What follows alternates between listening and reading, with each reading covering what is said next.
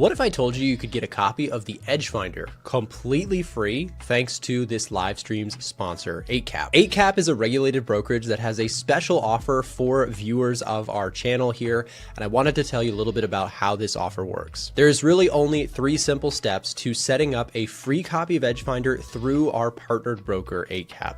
Step 1 is you have to use the link being dropped in the live stream chat or down below in the description to create a new account. Step 2 is go to this link, scroll down on it, and you'll see the requirements that you must make in order for 8cap to essentially buy a copy of the EdgeFinder on your behalf. Once you've created an account and deposited the required amount of money in order to qualify for one of the offers on that page, step 3 is to simply contact 8cap and or A1 Trading's team. On that page, there will be information for that. And then we will be able to essentially grant you access to our tools completely free, bought and paid for by your new brokerage, 8cap. Unfortunately, 8cap does not accept US traders. However, if you're outside of the US and interested in exploring this offer in more detail, again, like I said, we'll have that link in the live stream chat or in the description down below. Alternatively, you can just head over to a1trading.com/8cap. Thanks to 8cap for sponsoring today's show. Now back to the content.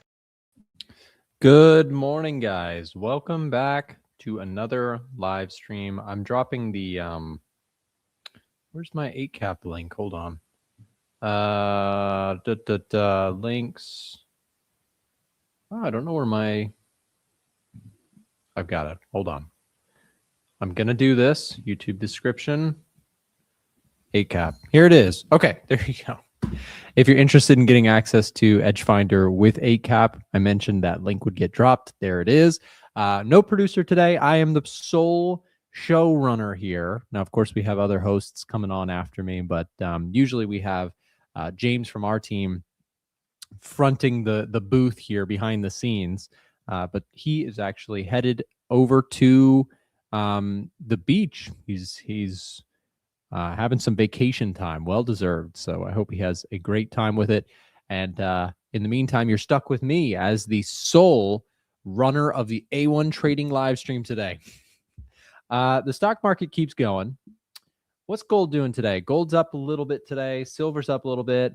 Oil's up a little bit. Bitcoin still struggling here to get anything going. Yields are flat. And the dollar is actually slightly up today. Let's see what else we have. VIX flat. Currency land, you have euro slightly lower, pound dollar, dollar yen. Currency is kind of quiet as well. Very interesting. As we get started here, we'll be discussing a little bit, of course, on the macro as well as technical side of things, some of the current moves of the day. If you have a chart request, if you have something you'd like me to look at, feel free to drop it in the chat.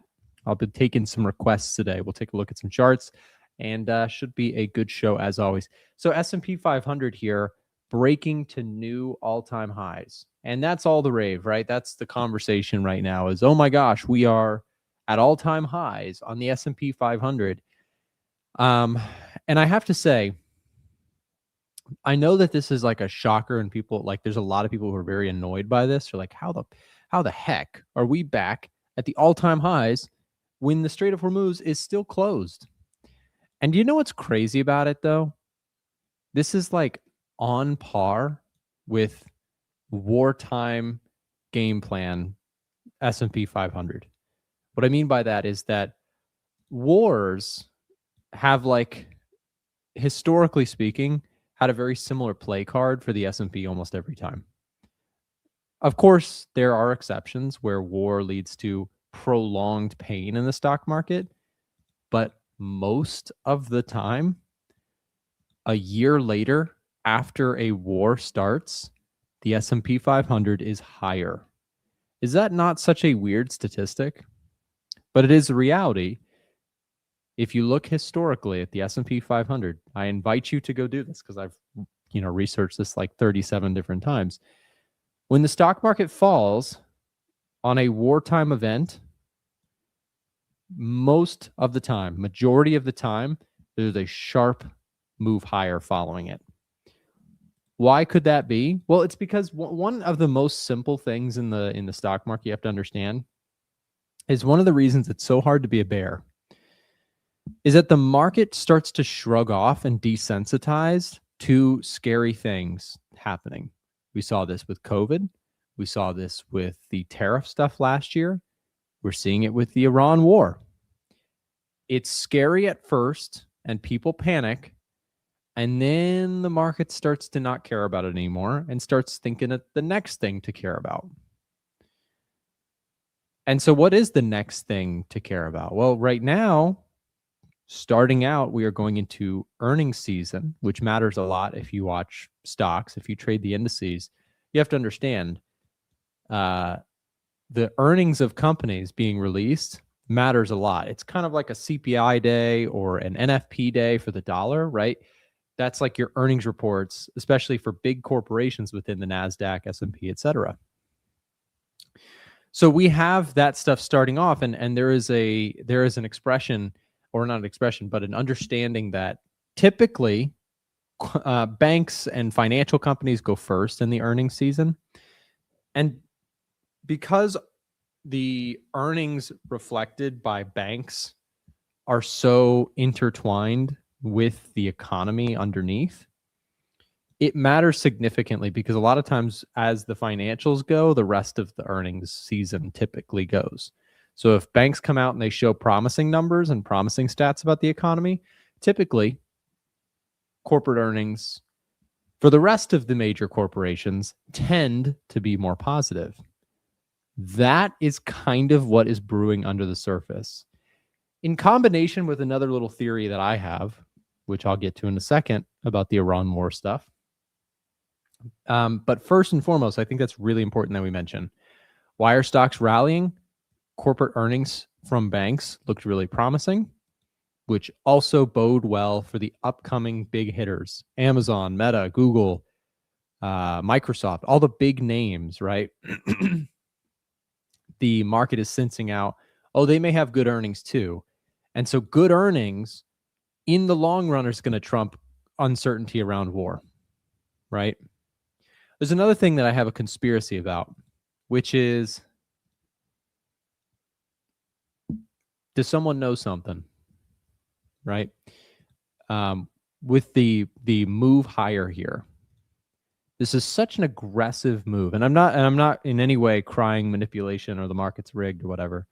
What I'm saying is, like, modern markets, there's something interesting happening where there's like there's a lot of accusations of like insider trading on like Polymarket and Kalshi and all these betting markets where somebody who knows something kind of like rushes to the betting odds and hits the bid on something and makes a bunch of money.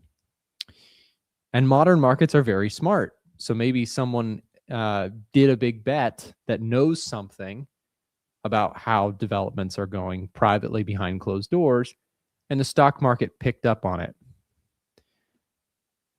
What would confirm that belief of mine, or that suspicion of mine, would be that if you had an announcement of the war being officially resolved to an extent and the market barely moved, then that would tell you basically somebody knew something, price it in before the news headlines hit it. This is so important that I say this. That's why I don't try and play the geopolitical game. I cannot tell you how many comments I have right now in my comment section. People saying, no, the market's got it wrong. The Strait of Hormuz is closed and it's going to be a disaster. Look, maybe, but here's what I want to point out. By the time we hear news, by the time you and I, us mere plebeians, once we hear news about how something is going, someone who has more information than us knew well in advance of that. By the time it hits the news, the price action is already there, right? Why do I say that, and why does that matter? Well, because that's why I don't play the geopolitical game. I don't try and predict, oh, the Iranians are going to do this next, and then the US is going to do this, and Trump's actually going to do that. I don't play that game because I can't predict it. And even if I try and predict it, someone who knows more than me simply has the information and is moving in the markets before the headline even hits, how could I possibly compete on that? The answer is I can't, right?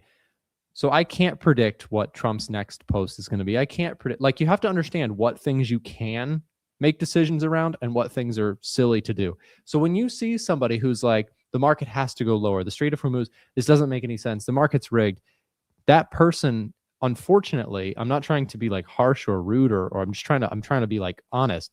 That person is ignorant to the reality of, by the time you get the news, smarter people have already been told that information and have already made moves on it, right? So that's why when it comes to geopolitics, what do I rely on? Price only, right? Because I cannot predict, the headlines. Now, I may look at geopolitical risk actually more as a contrarian indicator. Let me show you. We have some tools for this, and I've got a lot of tools to talk about. I'll show you this geopolitical risk tracker. We've been building this tool. It uses AI to read headlines on geopolitical risk. And when geopolitical risk is elevated, you could actually take this as kind of a sentiment gauge, right? This is almost a sentiment indicator. When headline risk is really high and everyone is panicked, which they still kind of are, right? There's still a lot of headline risk. Our score goes from 0 to 100, still at 75, right? So we could take this as one of our sentiment gauges, our powder keg gauges to an extent, right? So that has something meaningful in the form of sentiment. People are still worried, and crowd sentiment is interesting because it's shifted. I've got so much stuff to show you guys, and I've only got 20 minutes left. So let me buckle in here. Let's do some research. In recent developments, put call ratio screamed to the call side. My friend Chris Pulver sent me a message. You guys know him if you watch the show. He comes on frequently. Chris sent me that was the lowest reading in the put call ratio in many years. I don't know exactly the number of years, but many years. We've not seen a more jolting to the call side move in the put call ratio in a very long time. So that makes me think, okay, the bulls are like going crazy. But then there's a little bit of a slower read on sentiment that would say the opposite. However, this did update. Look at this. Crowd sentiment here is still pretty pessimistic. So you have the market back at all-time highs, and yet crowd sentiment is still 43% bearish. Interesting stuff. So studying sentiment today, we have kind of a conflicting thing. So I would say short term, right? I would say that what we're looking at, the AAII investor sentiment, it's a little bit more longer term. Longer term indications would say the crowd sentiment is very bearish, and short term indications through the put call ratio, which would tell me crowd sentiment is very bullish. So you have kind of a mixed sentiment there on our two main sentiment gauges for risk on, risk off. So what do I do with that? Well, okay, so that's kind of mixed. In the short run, if I looked at this, right, I would flip these signals personally. So if I look at this, what I would say is that short term, I could see us getting a little bit of a pullback, and longer term, I think there's some viable dips. Just reversing crowd sentiment here. Crowd sentiment on the longer term is still super skeptical, super bearish, super worried about the market. And on the shorter term, we saw like euphoria buying on the call side, like absolute euphoria buying. That's crazy. That put call ratio went absolutely nuts to the downside here, showing huge amounts of call volume hitting the floor. Okay. Really interesting stuff there. And we'll see what happens with S&P 500. What that would indicate to me is like you could get a little bit of, there's some pain to the downside in the short run. So even if you just had a modest, 1 week pullback in the S&P 500 here, which I think is perfectly reasonable to think we could have, you've had just a straight shot, like a moonshot here to the upside, 11% rally in 16 days, 12 trading sessions. Unbelievable, right? That's just unbelievable. There's more I have to talk about because I also want to compare what the S&P 500 is telling us to what other markets are telling us, because they're kind of contradicting one another. We'll talk about that in just a moment. But from a sentiment perspective, I also have to show you guys something really exciting that we just added to the EdgeFinder. So I talked about this one. I changed the name. We changed the name to COT Velocity from COT Trends. Now, I know that sounds like a minor detail. Why am I bringing it up? It's because we added another COT chart today. We did back-to-back drops on new COT charts. If you're an EdgeFinder user that likes commitment of traders stuff, if you like tracking smart money, if you like tracking institutional flow, then we have got some presents for you. Christmas has come early. Christmas in April this year, man. You can't beat that. Basically, this new chart, if you have not seen this one, we're calling it the COT Velocity chart. It shows you the week-over-week change, the month-over-month change, and the quarterly change for all of your favorite assets, right? So we track all this stuff, the commitment of traders data, but then what we do is we show where money is flowing in and out of the fastest through our COT Velocity chart. So check this out. Russell, Nikkei, SPX, like we're seeing those things get some heavy accumulation in the last 1 week. The Nikkei getting a lot of accumulation on the last 1 month. And we can even go out to 1 quarter to see like the longer term moves versus the shorter term moves of institutional activity. Really cool stuff that we've been adding there. But check this out. I got another one for you. We also added today the COT Trends tab, which is we're now calling this the COT Trends tab. And yes, and the other one is called the COT Velocity. What is the difference? Well, the COT Trends table is perfect for people who want to compare the COT flow of a couple different assets at once on a single plotted time chart. So let me show you. What we can see here is that you have, for example, at the top of this is gold's positioning from institutions over time. Now, I know we have a couple selected here, but we have pre-populated a few, but there are many. So we could actually, for example, let's say you really cared about oil, the dollar. Well, let's just say you wanted to look at oil and the dollar. You now have US oil and US dollar and the institutional activity within them plotted over time. So they've been adding to oil longs. They've kind of flattened out on oil positioning in regards to their accumulation. The dollar, they continue to overall accumulate dollar, right? So you can do this with whatever you care about. If you're somebody who trades gold, if you're someone who trades the Dow, if you trade, whatever you trade, right? You can now plot the COT data in the simplest form over time, giving you an idea of what institutional activity has been doing in the past, bit of time. So we've been, really excited about all the different COT tools because it's one of our most popular things that people like is tracking institutional money. I also love doing it myself. And so having the right tools to do this stuff in a very simple and way that you want to manipulate it to look at it the way you want, we're trying to give those options to our users. So I just wanted to mention some of those new features. Of course, you still have all of our classic charts here for tracking institutional activity, like the latest COT report. And of course, COT data history, which kind of gives you one asset at a time in very granular detail. So you have all of this in the EdgeFinder now. If you already have EdgeFinder, there's no additional charge to this. It is just added to your EdgeFinder. You can now access it under COT data here. If you don't have access to the EdgeFinder, let me go ahead and do my little plug here because we are doing something big right now. You can currently get 45% off for a limited time if you are watching during the live stream and you click this link or scan the QR code that is just below my camera. Our tools are on mega sale right now. It is our 4-year anniversary since launching this product to the public. And to celebrate our 4-year anniversary, we are doing our biggest sale of the year. So take advantage of it. Scan the QR code below me if you want access to a payment plan, if you need extra discounts, etc. Just click the link there, speak to our team, and they can get you set up with some of our best prices of the year. Thank you for sitting through my plug. They're really remarkable tools. We've been working really hard to level everything up on EdgeFinder and continue to provide what I believe to be the best tools for the average retail trader. It's the stuff that when I got started in, trading, I dreamed of having stuff like this. And now with the wonderful people on my team, we've been able to build some pretty remarkable stuff. So take advantage. Don't miss the sale. Let's see. I also wanted to take a look at gold here a little bit this morning. So gold on a 4-hour chart, is it starting to show some life? This was something I wanted to bring up.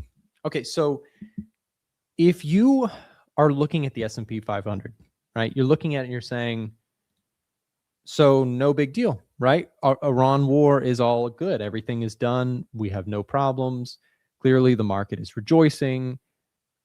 But not every market agrees. Look at gold. Gold has not recovered fully from the effects of the US-Iran war. What else has not? Like, let's think about the retracements here, right? Nasdaq, S&P, and gold have been moving together. But notice the relative weakness in gold. And notice something else. Look at the dollar. The dollar, yes, it has come down, but has it erased all of its geopolitical risk premium gains? Not completely. And mostly, most of it, yes, but some of it has remained. What about U.S. oil? Are we fully in the clear with oil prices? Not quite. We're still at 92. 92, if we were to assume 92 was going to stay the case for oil for a while, that would still cause some problems. Like if we stayed there for 3 months, 6 months, that's going to bake in some inflation into the picture, which could be painful for markets to grapple with. So, you know, we know that the Iran war pretty much started in March, right? So right around this period of time, what you'll notice is that if we look at oil, has it retraced? Yes. Has it erased fully all of its wartime concern? No. And let's keep going because there's more that we can talk about. Let's take a look at TLT. This is going to be bonds, right? Have bonds erased the wartime move? Peak to trough, dropping pretty sharply here? No. Yields continue to remain elevated. What else can we look at? Euro dollar. Euro dollar's pretty much erased all of its war move. Dollar yen. Dollar yen. This one you would kind of expect to move somewhat sideways because yen is also risk off. However, still not fully erased its move there. The point that I'm just trying to make here, I guess volatility has erased most of it. Some charts are not fully agreeing that we should be fully relaxed. And I will say this, I am not bearish or shorting the stock market, but I personally think that the bigger risk right now is to the downside. What do I mean by that? There's always risk to the upside or to the downside. Risk to the upside if you're short, risk to the downside if you're long. I think that the greater risk right now is risk to the downside personally. We had a lot of different things that were kind of holding us here previously. I don't know that the market is going to be able to continue this one-shot directional move given some of the other price action that we just discussed. Notably, oil prices still elevated, yields still stubborn. So when I look at the S&P 500, the Nasdaq, the rally that's gone on here, I mean, these are the most interesting charts to me right now because you just have unbelievable recovery move.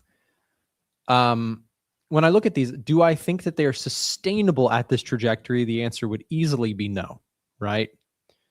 That doesn't mean it has to come down or that I'm short. It just means that we could go sideways for a while. We could maybe come down a little bit. Maybe we start to drift very slowly higher. But I think that there is a small probability that you see this chart just melt up into the heaven from here. It's my personal opinion, and I could be dead wrong. You know what I was dead wrong about?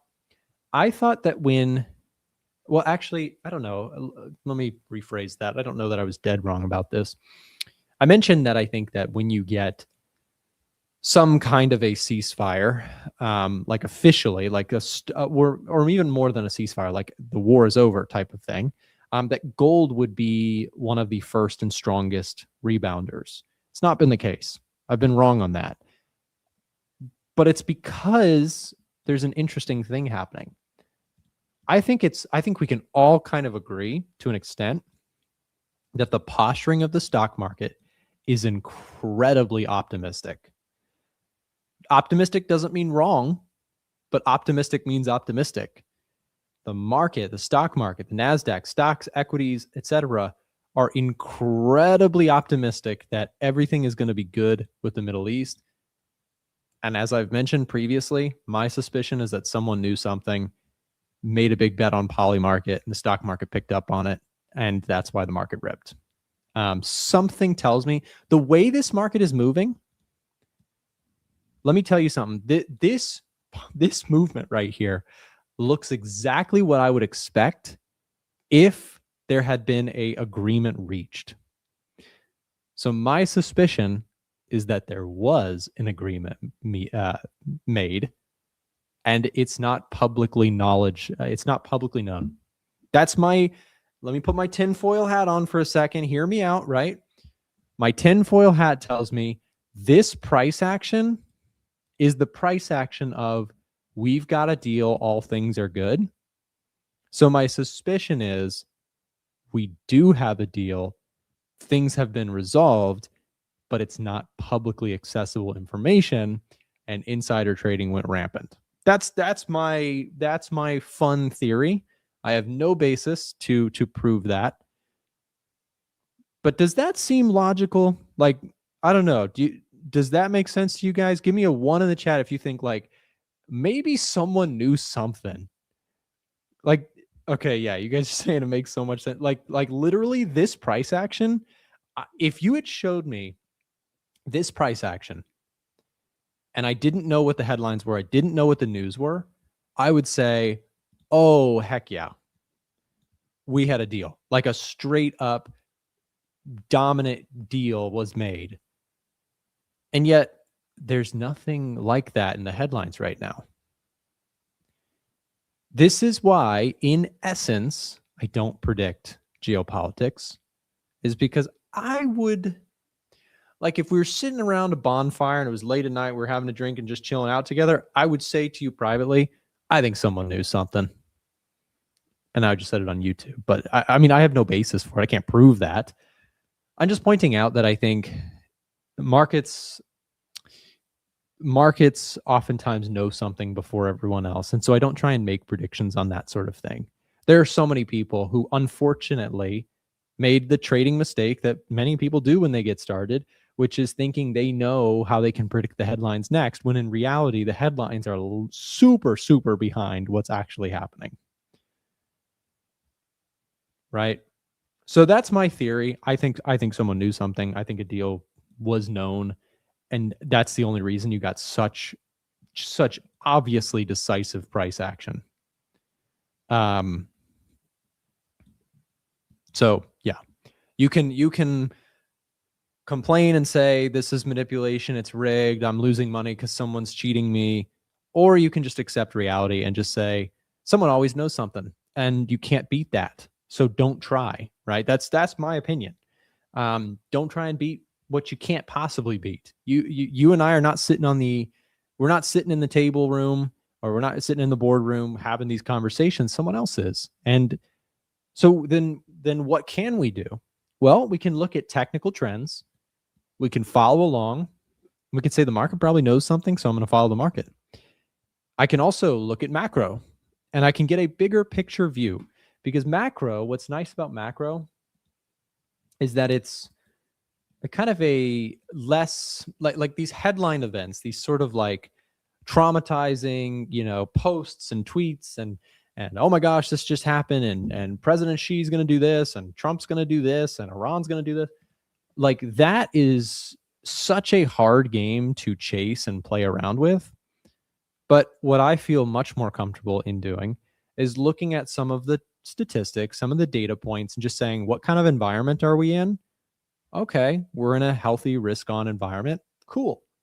Fundamentals improved further for the stock market in the sense that we had a cooler than expected PPI. All right, take that, just take it as is.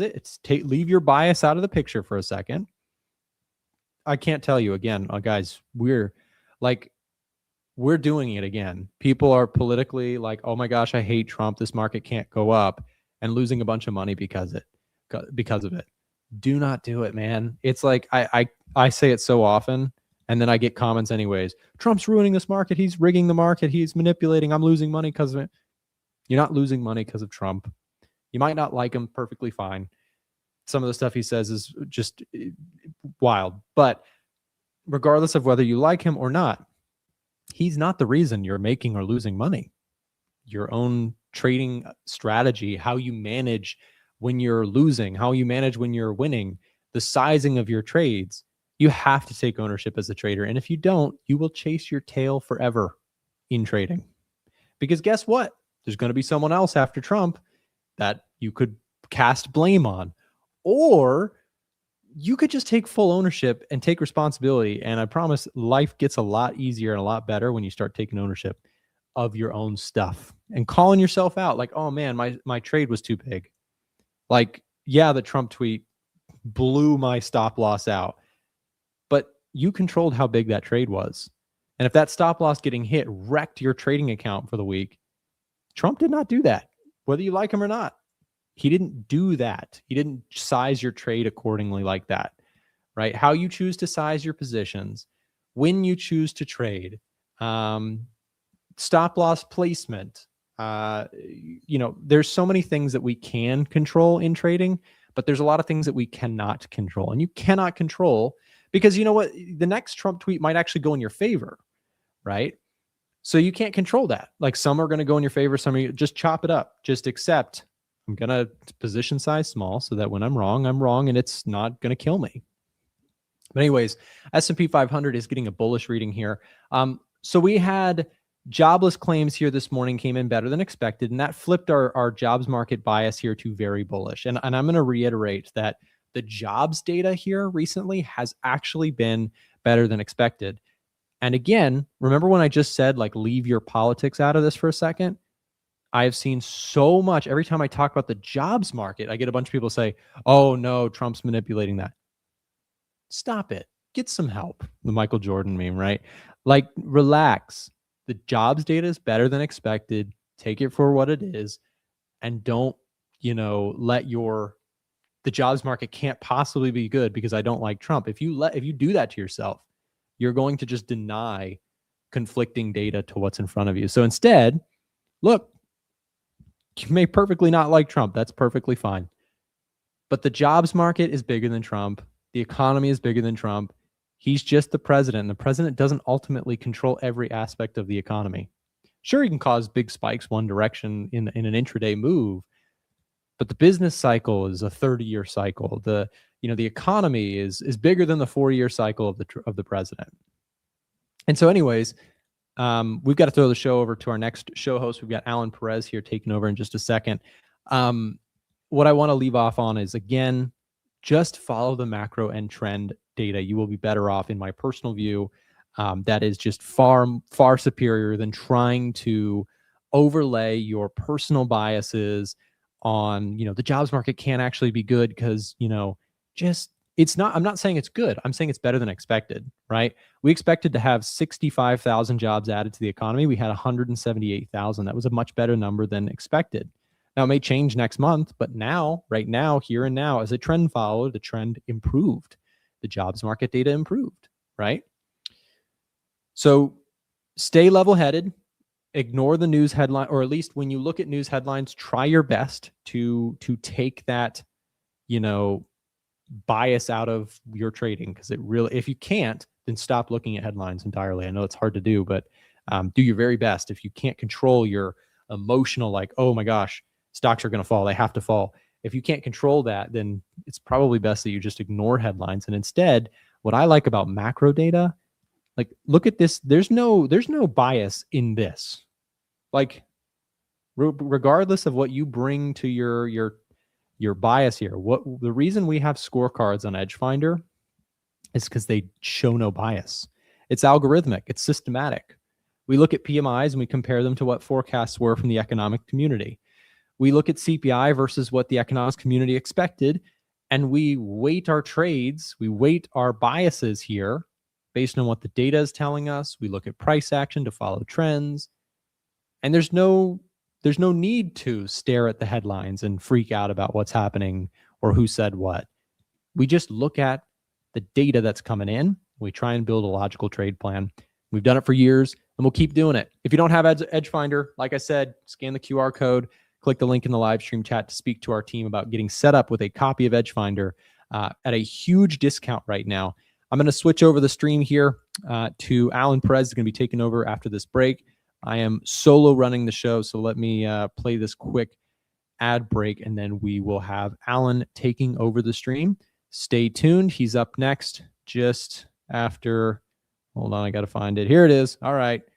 Ready, set, go. If you are a swing trader and you are looking to get funded, then check out today's video sponsor, Ola Prime. Ola Prime has a challenge built deliberately for swing traders. Check this out. The Prime Challenge offers the ideal setup for swing traders with leverage up to 30 times. They also allow news trading. Weekend holding is also allowed. They offer up to 95% in rewards, and they have a 100% challenge fee refund available if you are able to complete the challenge. I know that a lot of people who watch these live streams tend to be more swing trader focused. So when looking for a partner to sponsor today's show, Ola Prime stood out as a perfect candidate. If you'd like to check out Ola Prime for yourself and get a live stream discount, then check this out. Simply use the promo code A1Live, that's A1Live, for 35% off any of their challenges. As always, make sure to do your own due diligence to see that this is in fact the right firm for you if you are looking to get funded. All the information will be now dropped in the live stream chat or in the description down below. Now back to the stream. Good morning, good evening, good afternoon, everyone. Nick, I'm going to ask for your help on this here. I am in a hotel room right now, so I'm not going to enter into the StreamYard link here just so I don't expose the link there. So I am on a one monitor setup here. I do have my iPad here so I can read the chat.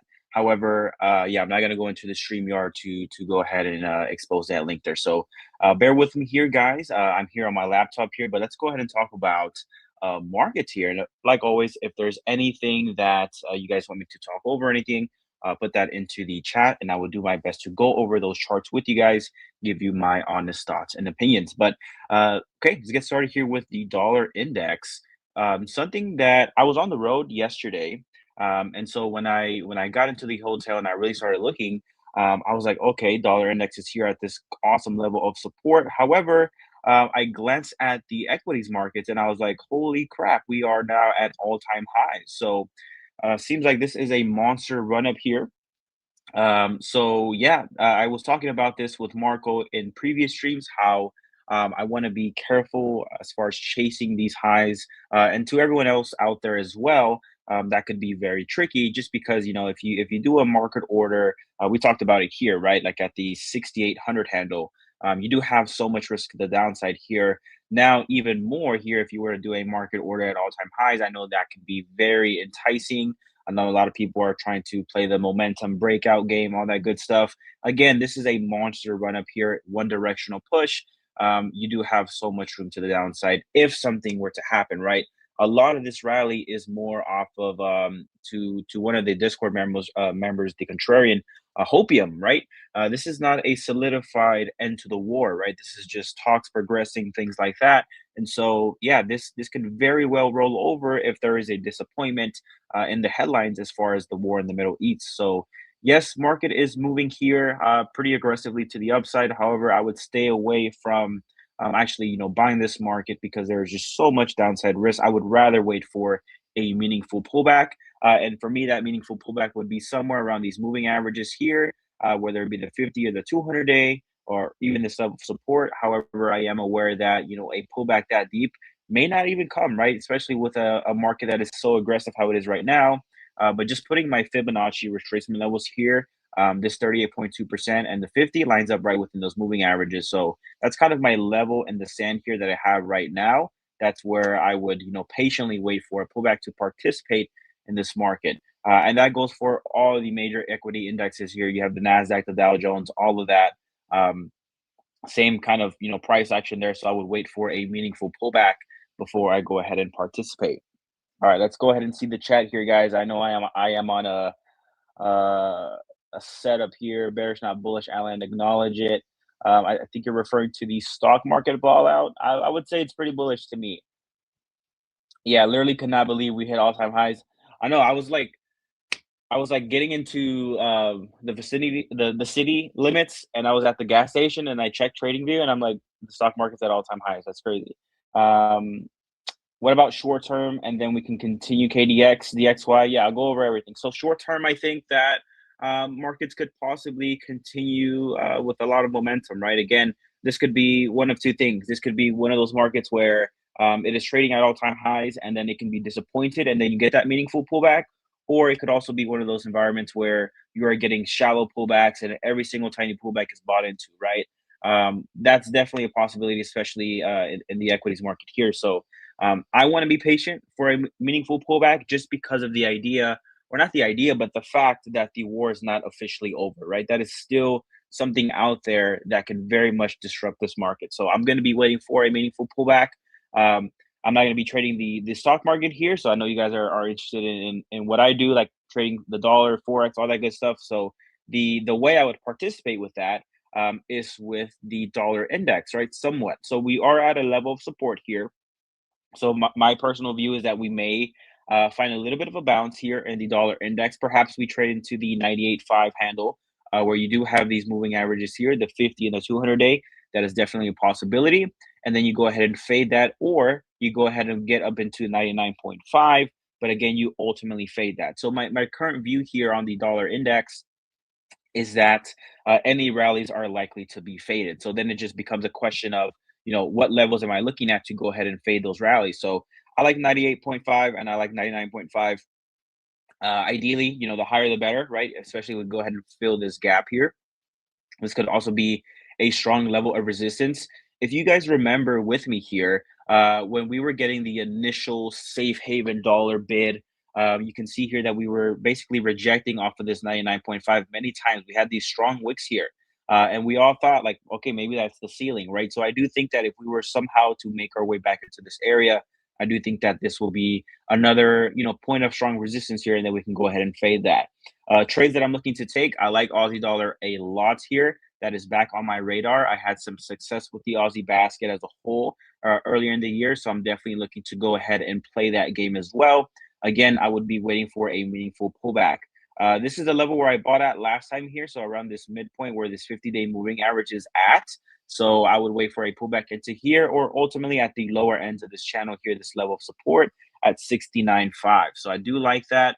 As far as the EdgeFinder confirmation goes, you do have the equals, or the strength index here for the currencies, and the Australian dollar is very bullish here. It's at the top of that list. So I do like to see that. And also too, it's actually getting progressively better. So if you look at the right hand top right hand here of my screen here, you can see that this little triangle, that just means the change, recent change, and it's actually increasing there. So not only is it strong right now, but it's actually getting progressively better. So I do like to see that. If we go to Eagle Surprise Index here, just to kind of see how things are going, you are actually seeing it here towards the bottom here, right? So it's kind of missing expectations. So if you were to see this start to move the needle to the right there, like if you see more data releases for the Aussie dollar and they're getting better, then I could actually see some more momentum in the Aussie dollar. One thing that I'm looking to do here, or possible thing as well, is a break and retest. So if I go down to a weekly time frame on this chart, you can see here that we are at a very solid level of resistance. This has been very solid for a very long time here. So ideally, like I mentioned, I'm waiting for a pullback, right? In risk, I want to take a bullish position here on risk on currencies. So I'm waiting for a pullback here on the Aussie dollar, ideally at that 50-day moving average. That way I'm below this breakout zone. But another possibility, right? Like we're seeing in equities where you have this strong momentum push to the upside. Another thing that I'm looking to do as well would be a break and retest of this solid level of resistance. It's a possibility that you never get the pullbacks, right? So this market here, Aussie dollar, has been ranging between these two zones here for some time here, and I do think if we get a breakout, then it's very possible that we can target something like just looking left here, 7,500, 0.7500 would be really good. 0.7400 would be good as well, I would say. But yeah, I mean, I think this is a very strong market. And if you get that breakout, I would really like to buy the Aussie dollar, right? If we remember too, why I like the Aussie dollar, for one, they have a pre-existing motive to go ahead and hike rates even despite the war, before the war even started, right? So they have had elevated inflation. They've been fighting that battle. If I go to the economic data here, and if I look at CPI for the Australian economy, I can definitely show you guys that here. You can see that, look, they are at 3.8%. They're still high at 3.7. But they've definitely said that they're willing to go ahead and hike those interest rates to fight inflation. You can see that they are way above their 2% target. Now, add in the variable of elevated oil prices, especially if they continue to stay high for an extended period of time here. We can look at oil here. This is that initial breakout level here was in the upper 60s. We are still very high, right? And so that can cause inflationary pressures and only add to that already elevated inflation in the Australian economy. So that is one of those trades where they are looking to, that central bank is looking to hike regardless of the war or not.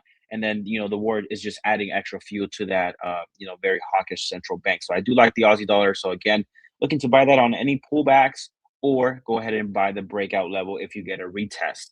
That doesn't just go for the Aussie dollar, that goes for Aussie CAD. I heard Nick was mentioning this as well, but the Canadian economy, not the best, right? The Canadian dollar has been very much been sold by institutions. So Aussie CAD would be one of those plays that I'm looking to participate in as well.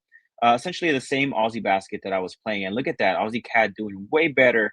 Had I just held this trade, this would have been a phenomenal one. And that kind of goes for everything as well. So Aussie dollar, I got out of it when I did. Aussie CAD, Aussie Swiss, and they are working out just fantastic. So kind of shot myself in the foot there when it comes to exiting those positions when the war started. But again, I was kind of under the perspective that risk on currencies are going to take a little bit of a dip, and they did. However, they have since went ahead and came back in play. So I do like that. I do like that they are back in play very strong. As the war is starting to what seems to be making an end here, and talks are progressing. So yeah, looking to go ahead and play that Aussie basket once again. Let me go ahead and look at the comments here. There are better opportunities like sitting on the silence and keeping my money. Sluggy said, yeah, that's kind of what I'm doing here right now. I am flat. I am waiting for pullbacks and risk on currencies. And when they come, I'm definitely going to act on those. But for now, I just have to be patient because, anything can happen, right? Maybe get an escalation. Not saying that I want that to happen, but that's definitely a possibility. And so I want to be on cash and ready to act accordingly. Do you think Bitcoin is starting to rally for the summer? Premium Bro said. Let's go ahead and look at Bitcoin there. From my understanding, it's been holding up quite nicely. Yeah, so Bitcoin, you could say, is a risk asset. I mean, it's definitely one of those risky assets there. And it's been holding up quite nicely despite the war. The war started at the beginning of March or May. Sorry, March or May? No, March. The beginning of March. It was that weekend. You can see here that it's kind of just chopping, right? It's not making these lows like the stock market did or like some currencies did. It's actually holding up quite nicely as well. So, to answer your question there, you do have this 50-day moving average. We have been below that for some time here. We broke above it, but now we're decisively below it. And now it seems like price is now above that 50-day moving average. So if you were to get a decisive close, I would say in the 80,000s level, then I think this is a solid level of support here. And perhaps Bitcoin either goes higher or just slowly grinds sideways to higher. So that's kind of my thought process on Bitcoin. I'm not a crypto expert, man, so I'm not going to say too much on that. But just looking at the price action here and looking at how it's been reacting during this whole war, I think that's a good assessment there. So again, not financial advice, but just my thoughts there. H Ball out said DXY, my man, DXY bearish. Yeah, I agree with you. So fading any pops in DXY for sure. Helen, do you think it's a bull trend for pound dollar? Pound dollar for sure, it could be. I mean, the EdgeFinder has been quite strong there in the pound. You can see here that it had a very monster run up here, similar to like the stock market, very aggressive here.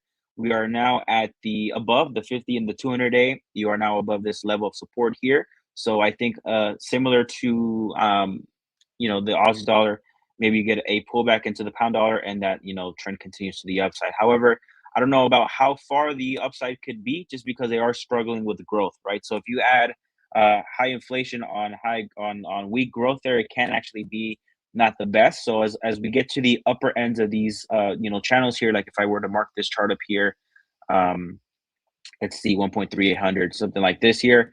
If you were to get somewhere in this territory, which we can very easily get there, I do think that there is some kind of an upside cap just because of the weak growth there in that side of things. So again, be patient, and if you get the pullback, fantastic, participate. However, they do have weak growth, and if oil stays elevated for too long and that causes inflationary pressures, then that could be harmful for the pound dollar. But for now, it seems to be like a strong asset, man. So I don't know if you're in that or not, but that's kind of my advice would be to just wait on a pullback.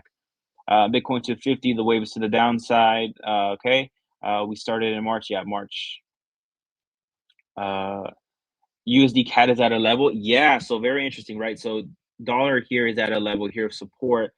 Dollar CAD is as well at this level of support. However, you're kind of now going against the overall trade slash momentum, right? If you were to see continued like appetite for risk, then the dollar continues to fall, and then the dollar CAD can easily start trading back into this range here that we've experienced. But from a technical perspective, this definitely looks like a clean setup here. You hit this level of resistance. Now you're at this level of resistance that could turn into support.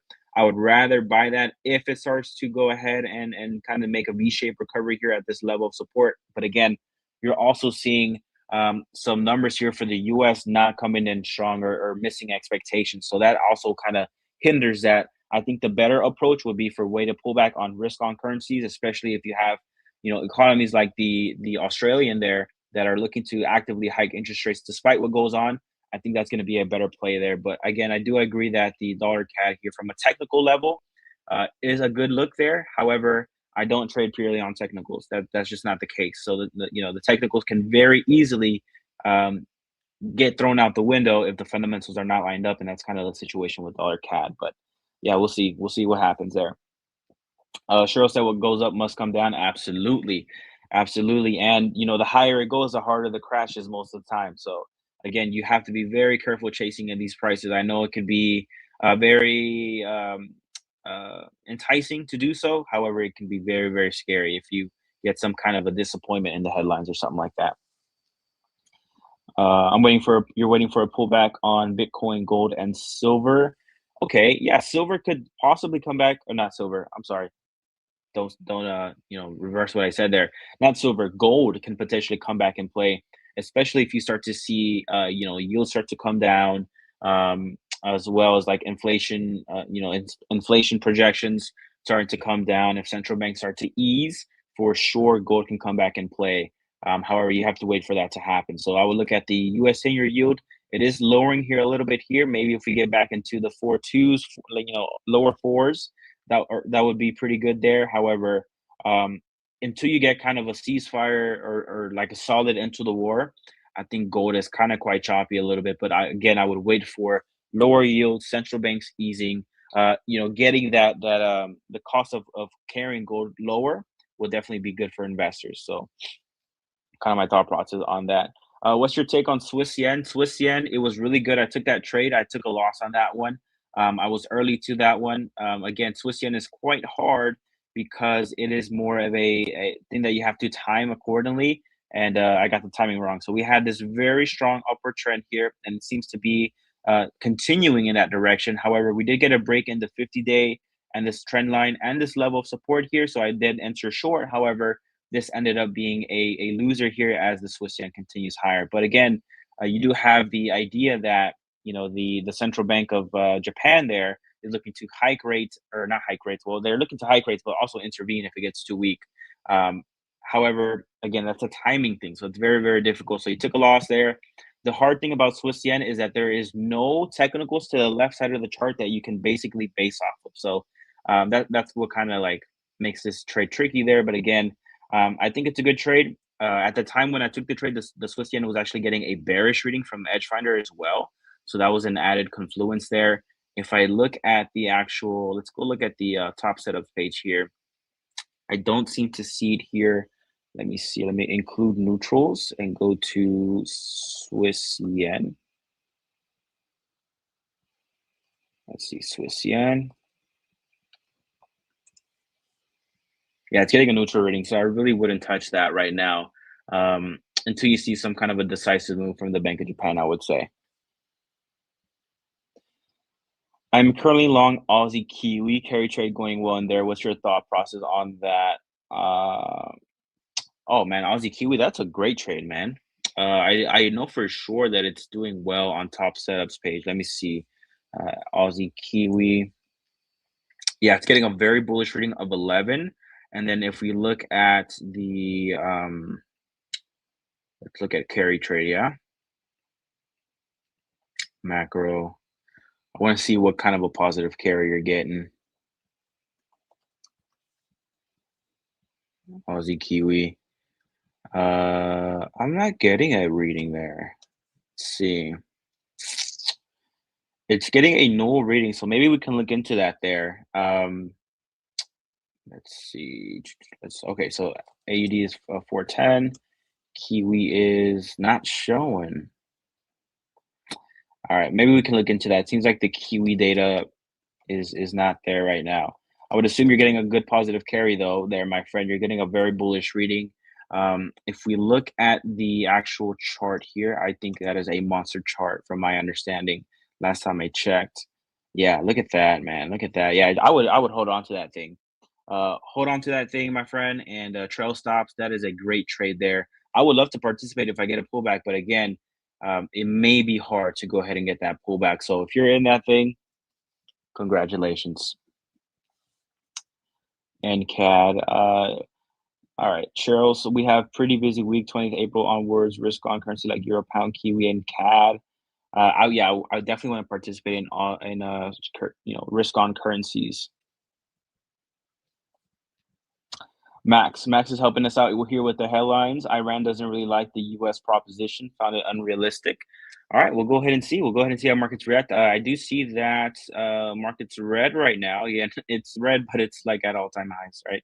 And it's barely red on the day. So we'll go ahead and see how that develops. But again, looking for any meaningful pullback. It seems like the path is to resolution. The thing is, when does when is the resolution? That's obviously the big question there.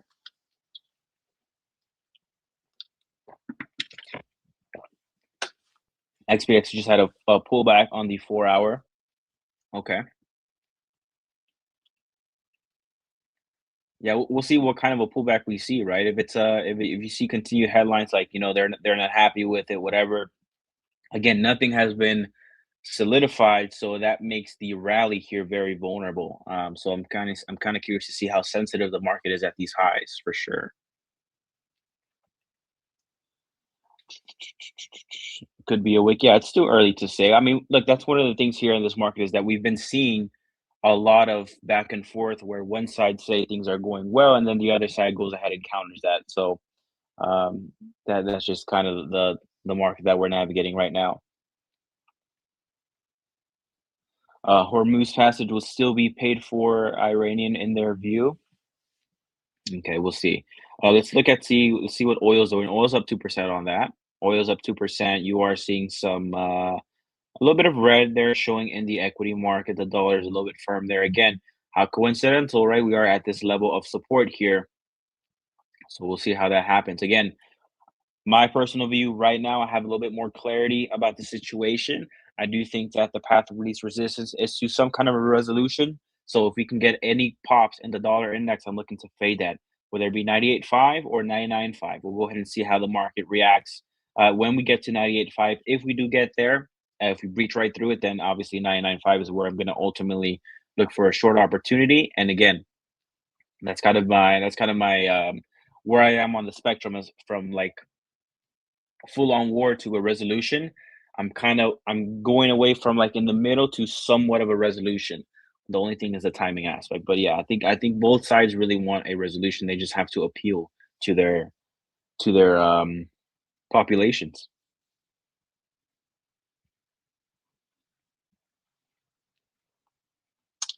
Let's go ahead and see here. If you guys have any other chart markups, definitely go ahead and send those over my way.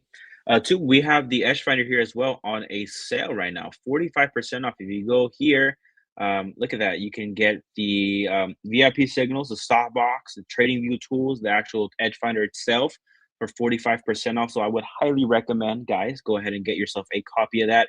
It is extremely, extremely, extremely helpful in finding opportunities and filtering from the good ones and the bad ones and from the ones that are not, too good. So definitely go ahead and participate with that. Also join the Telegram channel. It is completely free. And as well as the Discord. It is, we do have a free chat now where you can go ahead and go in there, chat. You can share chart markups with each other, talk about trading, all that good stuff. So definitely go ahead and participate with that. Check out gold. I did go ahead and check out gold here again. It's not in play yet. Subi 13FX. It's not in play yet.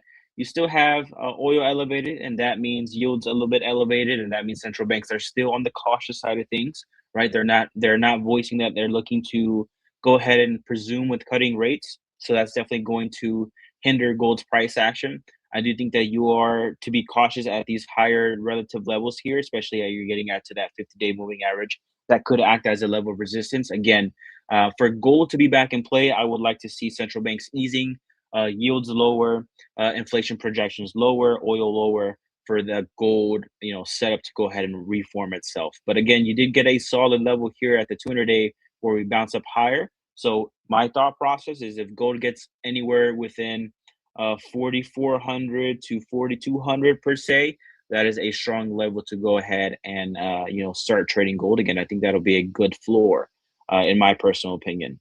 So something like this, if we were to get gold somewhere within here, that looks good, right? Remember, we had this really big drop here. We bounced at 4,400.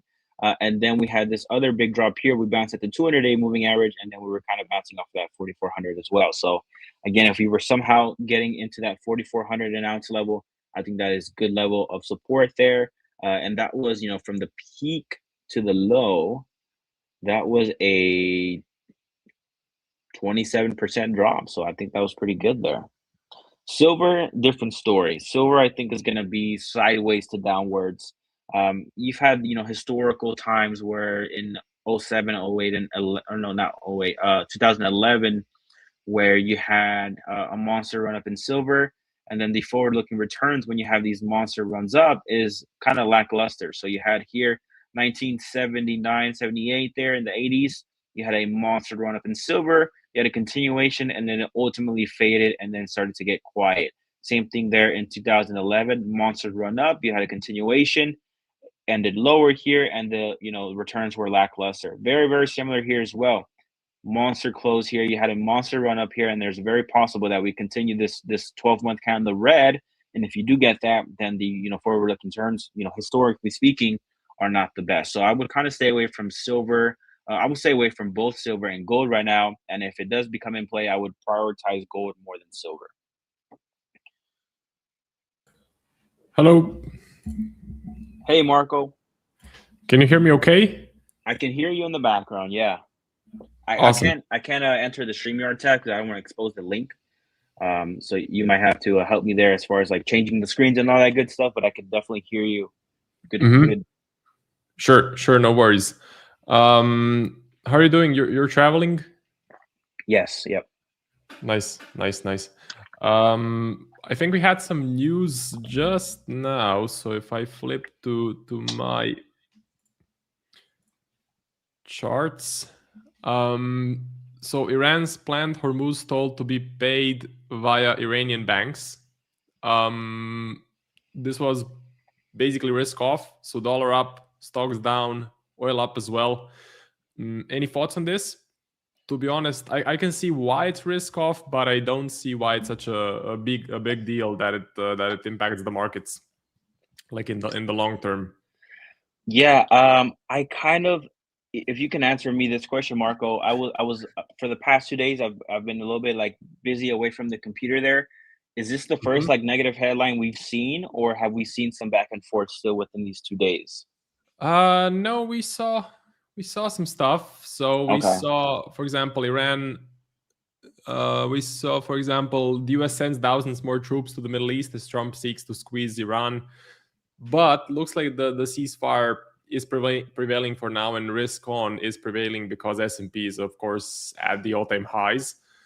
But here and there, you get some risk off news. So net, I would say we're still risk on with a few cracks. Okay. So I also think that US and Iran should be getting together for another sort of session of peace talks either this weekend or soon, and the ceasefire may be extended for another 2 weeks. So I think that's net positive. And one more thing, looks like the markets just decided to kind of ignore the Middle East for now. If you look at the Nasdaq, what is happening in the Middle East shouldn't really impact the price of the tech stocks, shouldn't really impact the earnings of tech stocks, and oil being higher for longer is not such a huge bearish catalyst as we initially thought. Okay. When I was reading the analysis from like oil analysts, they were saying oil is going to go to 130, 150 in like 6 weeks from the start of the conflict. That didn't happen, obviously. So situation muted for now. Looks like we're back to risk on. Okay. I asked that question because I was like, man, like I was essentially away, and I yesterday I'm at the gas station and I checked the trading view and I'm like, the stock market's at all-time high. So I wanted to see Yeah. if we still saw headlines that were indicating a not de-escalation. You mentioned something about the troops being sent over there to go ahead and squeeze them out. Despite that, markets are still at all-time high. So when it comes to this recent headline here that we've seen, that you and Max have told me about, I think the market's really going to ignore that. And I think they're more focused on the good side of things. So my kind of thought process here on the equity markets or anything risk related is that markets are just grabbing onto that and hoping that sooner or later there is a solidified ceasefire or official end to the war. Any positions you were looking at? I'm looking at positions. I'm looking for Let me positions just back put the into the screen here. Australian dollar. Oh, yeah, no worries. Add that. Okay. I'm looking for positions here on the Australian dollar. Again, monster run up here is similar to the equity markets. So if we get some kind of a pullback here, last time when I bought the Aussie basket, in fact, I bought it within right here where this 50-day moving average is at, and that held as really good support. Now, obviously, the war escalated, and so that kind of took some pressure off of the Aussie dollar here. But again, we are now back at the what seems to be a strong level of resistance here at 0.7200. So if we were to get a pullback here in the 50-day 0.705, I think that would be a good time to potentially take a stab at taking Aussie dollar long. And not just Aussie dollar long, Marco, but I also like Aussie CAD. So that one seems to be making fresh highs there, relative highs here. So what that would look like for me is if I extend this zone here, a pullback into this level here would be good for me. But it seems like, you know what, the whole Aussie basket that I was in is working out quite nicely. I should have never took that off the table. But so basically I'm waiting for a pullback into these, some kind of a pullback to go ahead and participate again. Yeah, I'm with you there. I'm looking at Aussie NZD. That's one of my sort of favorites at the moment. So if I just flip the screen, remove this, add my screen. So Aussie NZD already pumping higher by a big amount, and missed the entry on the 14th and maybe the 15th. EdgeFinder is bullish on Aussie NZD, which is of course nice. So let me just put very it in. bullish of 11. Yeah, very bullish. So my favorite at the moment, Aussie NZD, as far as currencies go. I would like a pullback though. I wouldn't just buy at this level. I would like a pullback. I also saw a comment from Ravi John good day, Marco. I didn't receive any email regarding yesterday's 10K fund account. Let me just quickly go to my email because I think I sent it. Just 1 second. Yeah, I did send it yesterday. Maybe you put in the wrong email address, but I definitely sent it. So contact the A1 trading support, and we're gonna try and get it resolved. So contact support, but I did send the email. Anything else that you're watching? Any stock index? Not really, man. They seem to be all up there. I mean, S&P is now green on the day, you would say. Nikkei as well. is up there on the day. So as far as my kind of approach would be the same across anything risk related, whether it be the S&P, Nasdaq, the Aussie dollar, the Kiwi dollar, whatever it is. Maybe Kiwi dollar not so much. They're kind of really struggling there, but I would prefer Aussie over Kiwi when it comes to those two risk currencies. But my approach would be the same across all of them. Essentially, wait for a meaningful pullback. This market is elevated. It can be very sensitive if you get some kind of a disappointment. So although it sucks to kind of see this thing run up, I think it'd be way better to get it in on a pullback, whether it be shallow pullbacks, or if you can somehow get the 38.2 or the 50. But again, like we talked about this, Marco, like before, like if you just do a market order at 6,800 6 days ago, right, you had all this risk to the downside. Now, obviously, that thing continued higher there, so maybe I was wrong as far as the timing goes. But again, you are very vulnerable here if you get a disappointment. So instead of having just this much to the downside, now you have this whole thing to the downside. So yeah, that's kind of my thought process there. I think there's a pullback to be made. I just don't know when. The pullback could be at 7,000 or it can be at 7,200. Who knows? But I think nonetheless, waiting for that kind of bounce recovery type situation would be the better approach. I have noticed that the recoveries after sort of a crisis are getting quicker and quicker. So if I go to the S&P,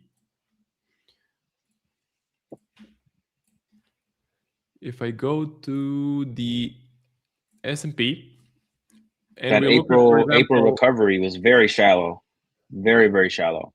Yeah, but I wanted to start all the way from COVID, let's say. Oh, okay. So COVID, if you're looking at the 20 MA for entries, you got some entries, right? Before you touch the highs. So you got a couple of opportunities. And then the next one would be tariffs, which was another mini crisis. That one was already faster. You got maybe 2 opportunities to get in before we crushed those highs. And now the last one, we just had a straight shot to the upside. So the recoveries are getting quicker and quicker, meaning for us more long-term traders, it's tough to get in. But of course, longer term, it's a huge uptrend. So we're going to get a pullback sooner or later. To be honest, I don't think this is going to continue much at this point. So we broke into the ATH. I think we struggle here. I think we maybe consolidate even. What I don't see happening is just that the rally continues. I think we had the rotation back into software. So things like MSFT had some rallies. I think Oracle as well. Let me take a look.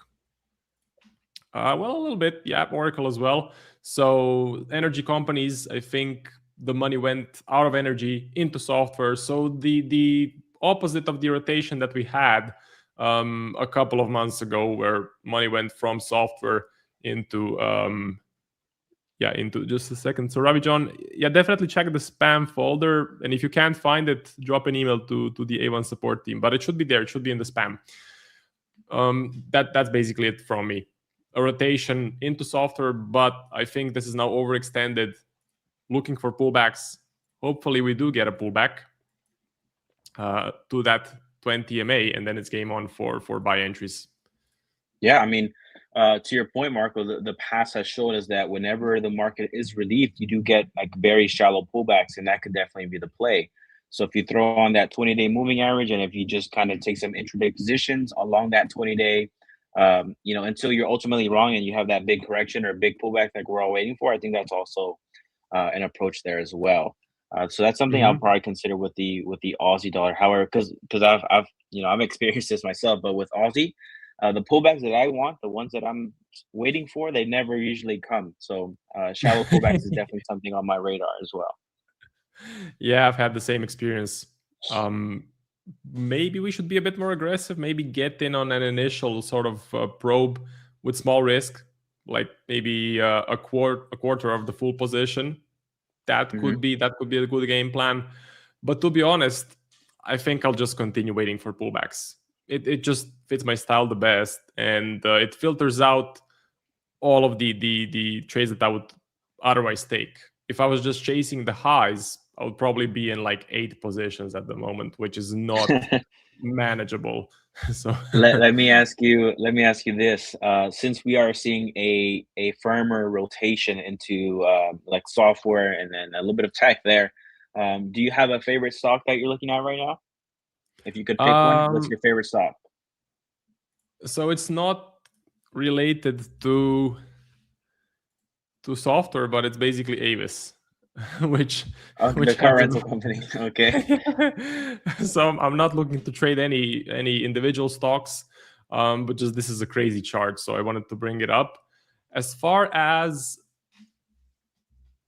let me just go to Google. As far as particular stocks go, I do like Google.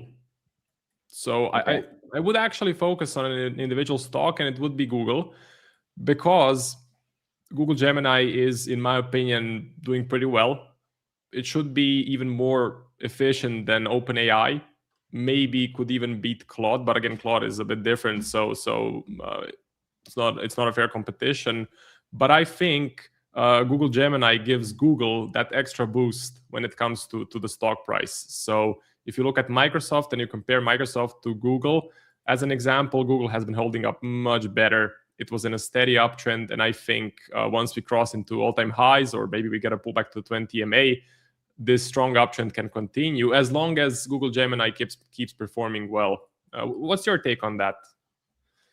Yeah, I think when it comes to AI, large language models by popularity contest, I think Gemini is definitely up there, like top 3 for sure. You like, I think Claude, like you said, it serves a different purpose. It's more for making workflows efficient, like hard tasks like that. But when it comes to like a chatbot or even visual designs go, I do think that Gemini would be probably the benefactor when it comes to comparing that with ChatGPT.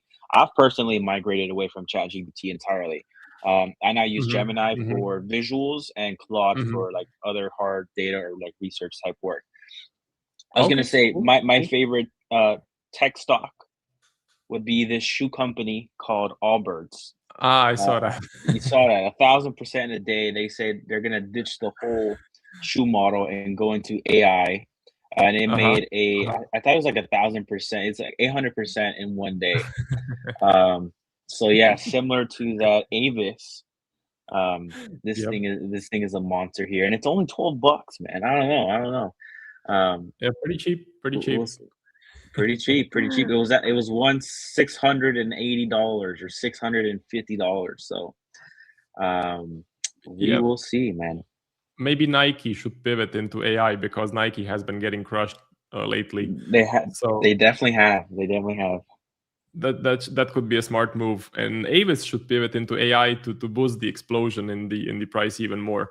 So they should all do it. Everyone should do it. Whole Foods, the grocery store, I think they should just ditch the grocery store and just go into AI, man. Yeah, it sounds similar to the blockchain craze of, I think, 2018, when every single company that wasn't doing well pivoted to blockchain technology and experienced the surge in the stock price. And of course, later on, nothing happened. I think the stocks went back to the initial levels because the people behind the company are incompetent.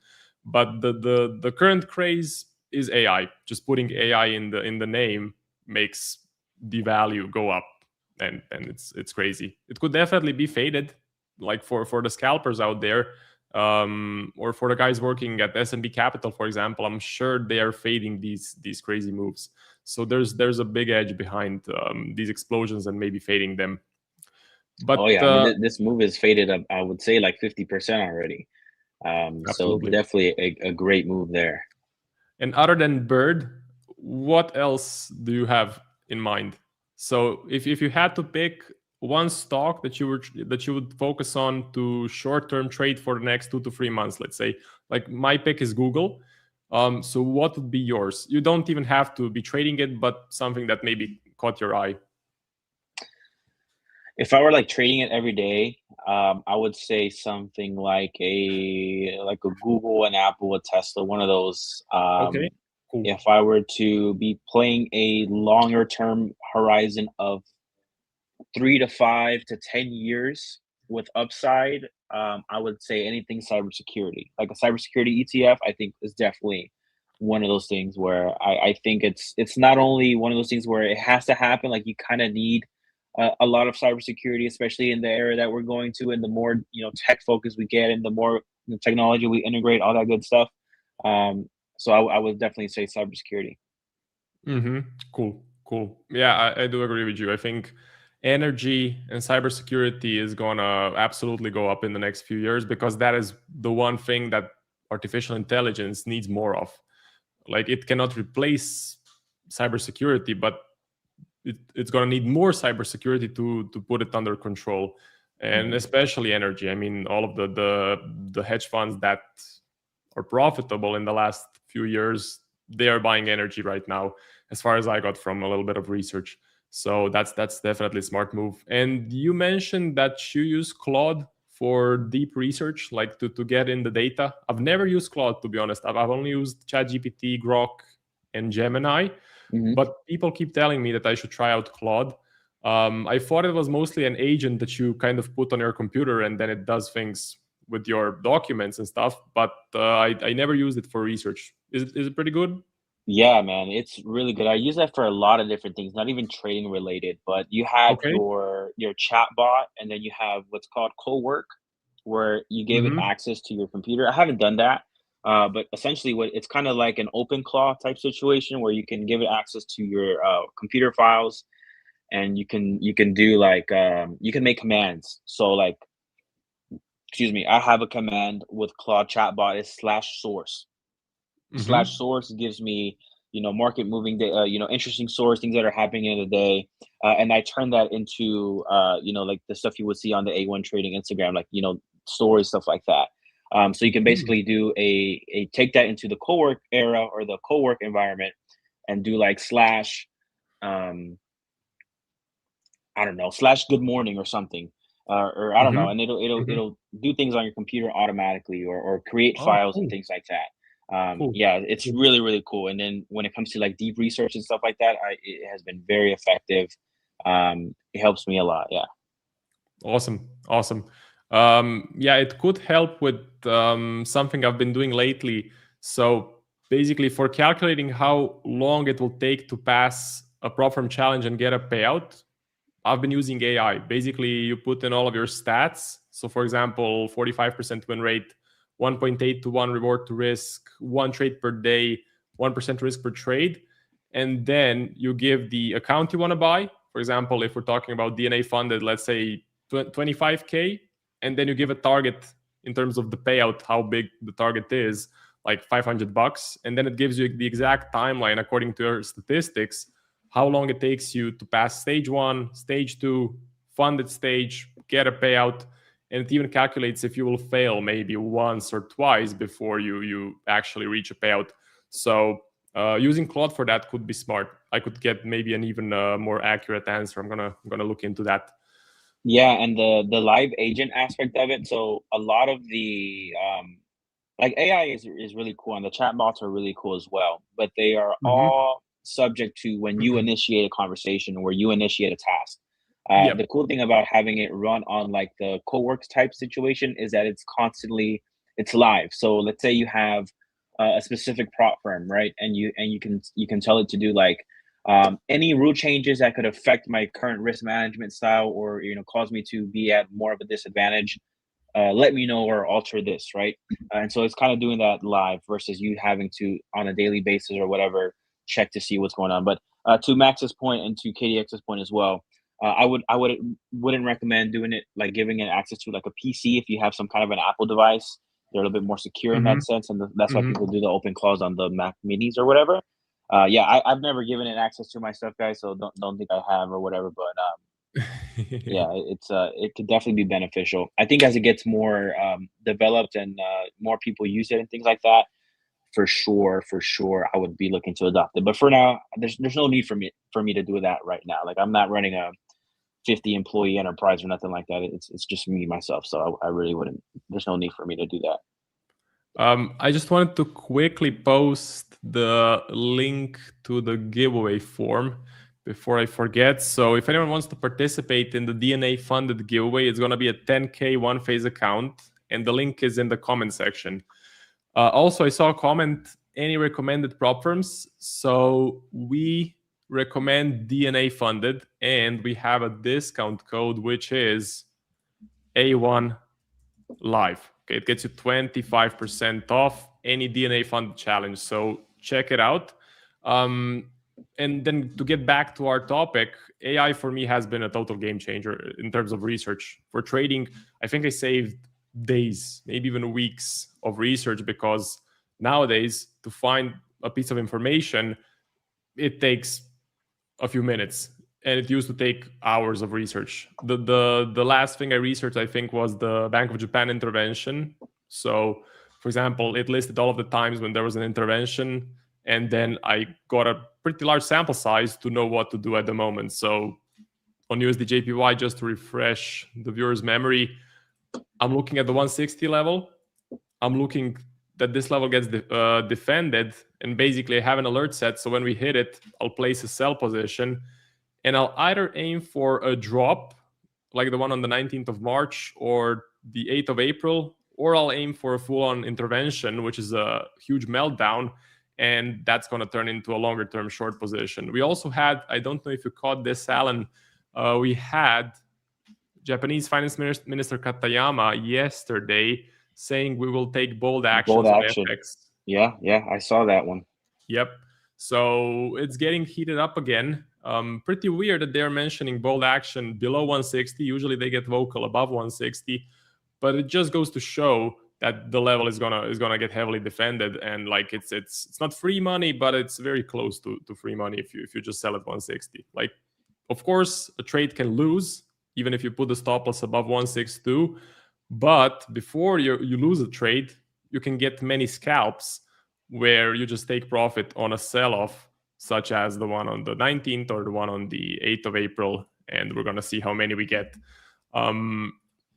So yeah, anything else that's on your mind? Anything else that you're watching? Are you still kind of on the sidelines a bit, waiting for a bit more clarity on US and Iran? Or have you now flipped to full risk on? So if we get a pullback, you're gonna be in? I don't, my personal opinion and then what the market is doing are two different things. If it were up to me, I would wait for a more solidified agreement, ceasefire, end to the war before turning risk on. However, the market does not seem to act that way, and so I kind of have to tailor my approach to what the market's doing, and it's taking it very well right now. So what I would like to do is participate when on a meaningful pullback when it comes to the Aussie dollar. That way, it allows me to be in line with the market, but also wait for a pullback, and then give myself room to be wrong if I'm wrong, right? I don't want to be chasing highs or nothing like that. Hopefully, we get some kind of an agreement, and that just makes me more confident in the bullish approach to risk on currencies. If we were to get a ceasefire, end to the war, then maybe I would be a little bit more aggressive in my approach for buying the Aussie dollar. Maybe I don't wait for a pullback, or maybe I wait for or buy it now and have a wide stop loss to absorb anything. I don't know. But for now, the approach would be to wait for some kind of a meaningful pullback. Yeah, I definitely agree with you. And at the moment, I'm not yet ready to flip to full risk on and to slap massive risk on, to slap on massive risk in positions, because any sort of headline that is against negotiations and against the ceasefire, we're back to risk off.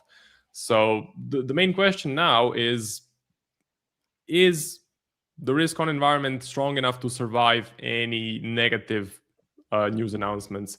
What I'm recommending at the moment for traders is basically every single day, just go to the top setups page, remove all of the neutral stuff.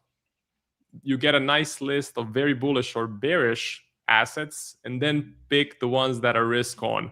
So when I filter through this list, and maybe Alan, you have a bit of a different approach. Aussie NZD risk on, I like it. Platinum, it's a metal. Metals are not doing well at the moment. Bitcoin risk on, looking to buy. Russell stock market, looking to buy. Aussie CAD, I do like. Copper, no. Aussie Swiss, yes. Pound pairs, personally, I wouldn't like to buy the pound at the moment. I think the UK is in big economic trouble. It's not Yeah. worth it. That's what I was mentioning earlier as well too. Like you're getting a strong rally here when it comes to the pound, but then I think that ultimately the upside is limited, especially as you get more higher into the price action. It could definitely get faded quickly for sure. Well, let me just put on your chart. Okay. Yes, when it comes to the pound, as you get to the upper limits here, especially at 0.37 and above, like 0.318, yes, you are getting a strong reaction here. But again, I would kind of be very careful as far as a full-on approach here, because you have a weakening growth in the UK, and then you add this elevated inflation prospect and the fact that they could add that on top of their economy. That would not be looking good for the growth outlook for them. So yeah, I agree with you, Marco. There is stay away for them pound. And yeah, I kind of do the same thing as well. I go to the top status page and I look at first of all, like where we're leaning towards. I like to see the Aussie basket as a whole doing very well there on the bullish camp. Metals, I agree with you. Platinum, copper, stay away from those. It's iffy. The opportunity cost of holding, or the cost of holding those assets are more expensive, especially when you have yields elevated, stuff like that. I think that definitely hinders the edge in the metals play. And then obviously the equities are doing well right now, and you're getting a bullish reading across all of those. Absolutely. Yeah, that's pretty much. And also matching the EdgeFinder with the charts is like the last thing. So 3 things I'm looking at essentially. So EdgeFinder needs to be a good bias, needs to be risk on, and the chart needs to be looking well, which the Nikkei definitely is. Aussie NZD is, but for example, Bitcoin, not so much. So Bitcoin, if I put back my charts, we go to Bitcoin.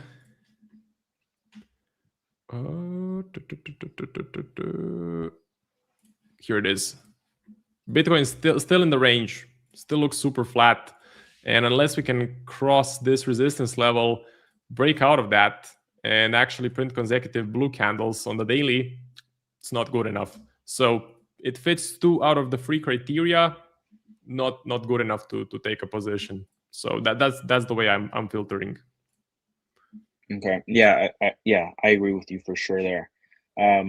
But yeah, Marco, I'll go ahead and leave you there to your portion of the segment, and then you go ahead and proceed with the DNA funded challenge giveaway. Sure. I do have to run here and continue the other work here, but again, fantastic. We'll see you tomorrow. Sure. And where are you currently? I'm in Wisconsin. Wisconsin. Okay, cool. Wisconsin, and then we go to Chicago for tomorrow. Nice. Well, enjoy your trip, and we see each other tomorrow, or are you traveling tomorrow? No, I'll be available tomorrow. Awesome. So we will see each other tomorrow. Yeah. See you. Goodbye. All right, man. Take it easy. Bye-bye. I will post the link to the form one more time. So in the comment section, you will find the JOT form if you want to participate in the DNA funded giveaway. It's a 10K one-phase account. Okay. Update on my account, which is right here. So I'm in profit, $141. It's a 2-phase fund account. So I've passed the phase 1, passed phase 2, now in the funded stage. Game plan, because of the consistency rule, I'm gonna have to aim for around $1,000 or $1,500 in profit before I initiate the first payout. So only conditions that haven't been met is actually this one is met, so I still have positions open, right? And then I can request the payout, but because of the consistency rule, I need to get some more winners. So if you want to get funded, we have a discount code for you. It is 25% off. The code is A1 Live, and the discount is valid for any DNA funded challenge. So I've had a great experience so far. There's a big broker behind this company, and they're using TradeLocker, which in my opinion is the best execution software. It has a built-in risk calculator, so you don't have to waste your time on websites such as this one for every single account. You just have it built in. I don't know why MetaTrader doesn't have this built in. Like it would be so easy to code why not do it? But they still don't have it. C-Trader, they don't have it. Trade Locker, they do. So that's good. And once you hit the take profit or you hit the profit target, it automatically closes all of your trades, so you don't have to hunt for the take profit. Okay. So let's take a look. You guys want to see gold? Sure, let's take a look at gold. So as far as gold goes, we're staying above that 20 MA. I would like to buy, so I would like to get in, but I'm waiting for a confirmation from the EdgeFinder. I also mentioned that as far as the metals market goes, it's not doing much. So gold mostly staying flat here. Silver staying flat, copper staying flat as well. Platinum flat. If I pick the best one out of them, it's going to be gold. But I would like, of course, a confirmation. I would like a confirmation on the EdgeFinder. So I would like this bias to print bullish. That's the game plan here. Is it my favorite thing in the world? No. It just, I think the bottom is in. Yes, there is a huge wick. The 200 EMA got rejected. But do I want to get in without the EdgeFinder? Of course I don't. I'm just not seeing a lot of buying. Yes, gold has been acting as a risk-on asset, but risk-on assets have recently had an explosion higher while gold is staying flat. So we may have come into a period where gold is a bit flat, slow, quiet. We have had these periods in the past. Usually, such an uptrend is an anomaly, and usually you get this. So check this out. From August 2020 to March 2024, we pretty much had a flat range. Yes, there were a couple of uptrends inside of that, but the uptrends were not that big. So will this market condition come again? Maybe. No one knows. Maybe we have had too much buying, and now it's time to be flat. That's why diversifying is your best approach. So looking at currencies, looking at oil, looking at stocks, looking at metals, looking at crypto, something is always moving. You can always find something that is moving up or down. If you're a trend trader, that is exactly what you need. Going through my personal watch list for today. So let's do that, and then we're going to do the giveaway. As far as the watch list goes, I mentioned I like the Nikkei. I'm looking for pullbacks to the 20 MA. So we have the 20 MA, looking for pullbacks. EdgeFinder is already bullish, which is, of course, exactly what I need. Bullish right there. So that's the game plan. On the Nikkei, Aussie NZD, same, looking for buy setups. At the moment, my favorite currency pair. There's a really nice uptrend. If you go to the weekly and you zoom out a bit, there's no resistance that is in the way. So it's not super safe to buy, but at least there's no major resistance. I have missed my entry, to be honest. The entry should have been around the 20 MA on, as I mentioned, the 14th or the 15th of April. Now we had the move up, so not such a good price anymore, but we can always pull back. And UJ, I have on the watch list. I have an alert at 160. Plan is to just sell at 160. So, which I have done in the past, then took profits on the sell-off. I'm planning to do the same thing again. So the Japanese finance minister, we will take bold action on FX as needed. If it hits 160, you don't even need an intervention for a drop. You just need traders to get scared. So you get something like this. Climb up, you sell, and then a drop. So you don't even need an intervention for this to happen. Okay, time for the giveaway. Let me copy all of the names. So today is the 16th of April. Let's take a look. 16th. Okay, let's see where this thing starts. Copy the names. Go to the wheel. Paste, spin. Let's see. So, Numpy, congrats on being the winner. If this is your name, after my segment ends, I will send you the code, and you just go to the DNA funded website. It's a 10K one-phase account. Under discount code, you will put in the code that I will send you. So congrats again. And let's check out the comments. So I saw something. Max says, CTrader has a built-in risk calculator. I didn't see that. Really? I mean, I've been using CTrader for a while now, and I've been through it on the mobile app, at least. The mobile app doesn't have the risk calculator built in. Maybe the PC app has it. So I'm talking about this sort of a calculator. The PC app may have it, but the mobile app definitely doesn't have it. At least I didn't find it. So maybe I'm searching the wrong table.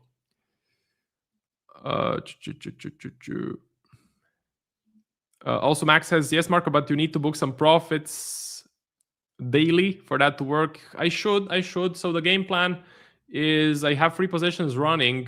The game plan is probably to close one of the positions at the end of today or before today ends, just to have, just for the consistency rule, to have consistent bullish days and to not make like $1,000 in just one day. So that's the game plan for this. Why aren't you confident with GBP strength? Well, for my long-term analysis, if I'm looking at GBP, here is what I do. So I first look at the GDP growth. Let's go to the GBP. It's pretty low, 0.1%. That's not great. Compare that to the US, super positive. So that's your first issue. Then you have inflation. Let's take a look. GBP. Inflation is 3%. Elevated inflation. Not a lot of room to cut rates. Then you also have the unemployment rate for the GBP. And I think this is the worst. Yeah, unemployment 5.2% and climbing. So the trend is to the upside. It was 4.2% in Jan 2024. Now it's 5.2, slowly creeping higher. Elevated inflation. GDP not doing that well. Not a great story in my opinion. Long term, personally, I would not hold a buy setup on the pound. I think there's better things out there. Things like Aussie NZD. So Aussie NZD definitely works much better, and Aussie as a currency in general. So Australian dollar, I think if you do the same sort of analysis, we can do it here. If you look at the GDP and we go to AUD, pretty good and climbing. Then we look at the inflation, which I believe is under control in Australia. At least it was before the conflict. It's not. Okay. 3.7% climbing. But I think the unemployment is doing okay. So AUD. Yeah, unemployment is fine. Under control. I think it's similar to the US. Definitely not in an uptrend. Yeah.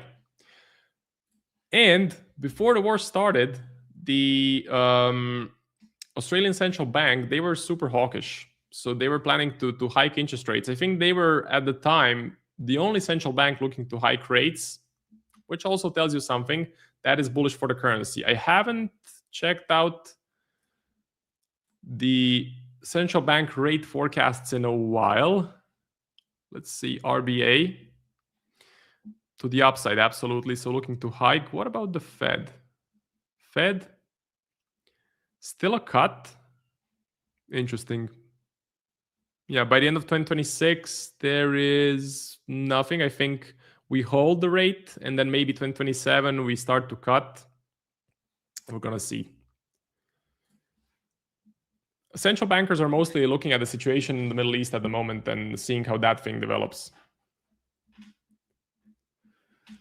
Yeah,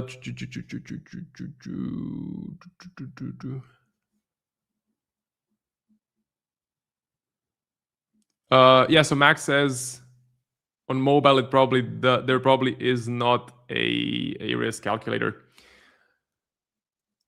Marco, watch Swiss yen. Sure, let's take a look at Swiss yen. CHFJPY. Swiss yen had a position, got taken out. This was a loss. It is now right at the ceiling. That was my main bet when I took the short. That this is the ceiling, that either the Bank of Japan will defend this level or that the SMB, Swiss Central Bank, will defend it. I got taken out of my position. I'm not looking to re-enter, to be honest. Main reason being, UJ has some room to go up still. We can go to 161, 162. It can happen. And Euro Swiss is far above the intervention level. The intervention level on Euro Swiss is 0.9.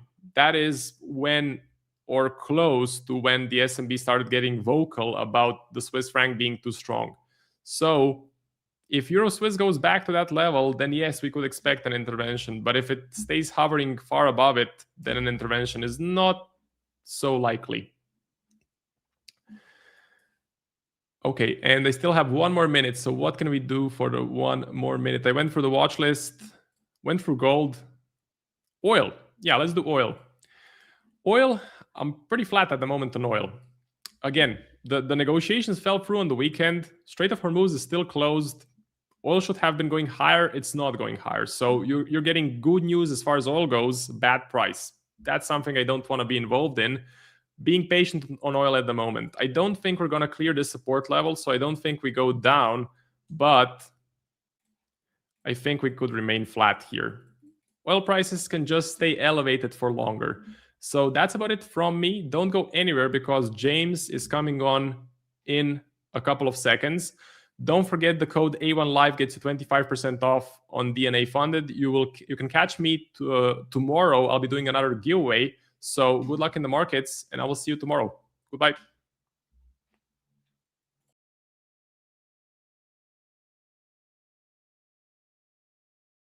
If you are a swing trader and you are looking to get funded, then check out today's video sponsor, Ola Prime. Ola Prime has a challenge built deliberately for swing traders. Check this out.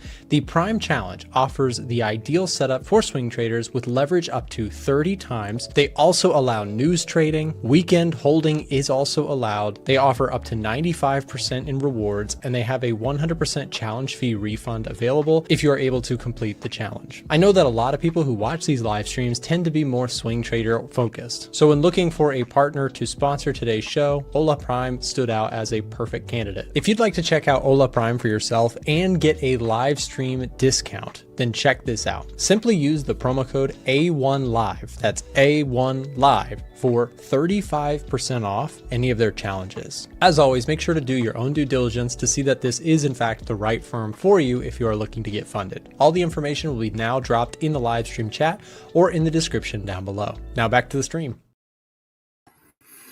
Hello. Excuse me. Happy Thursday, everyone. I can't get my words out. Hope everyone's well. Hope everyone's having a profitable week so far.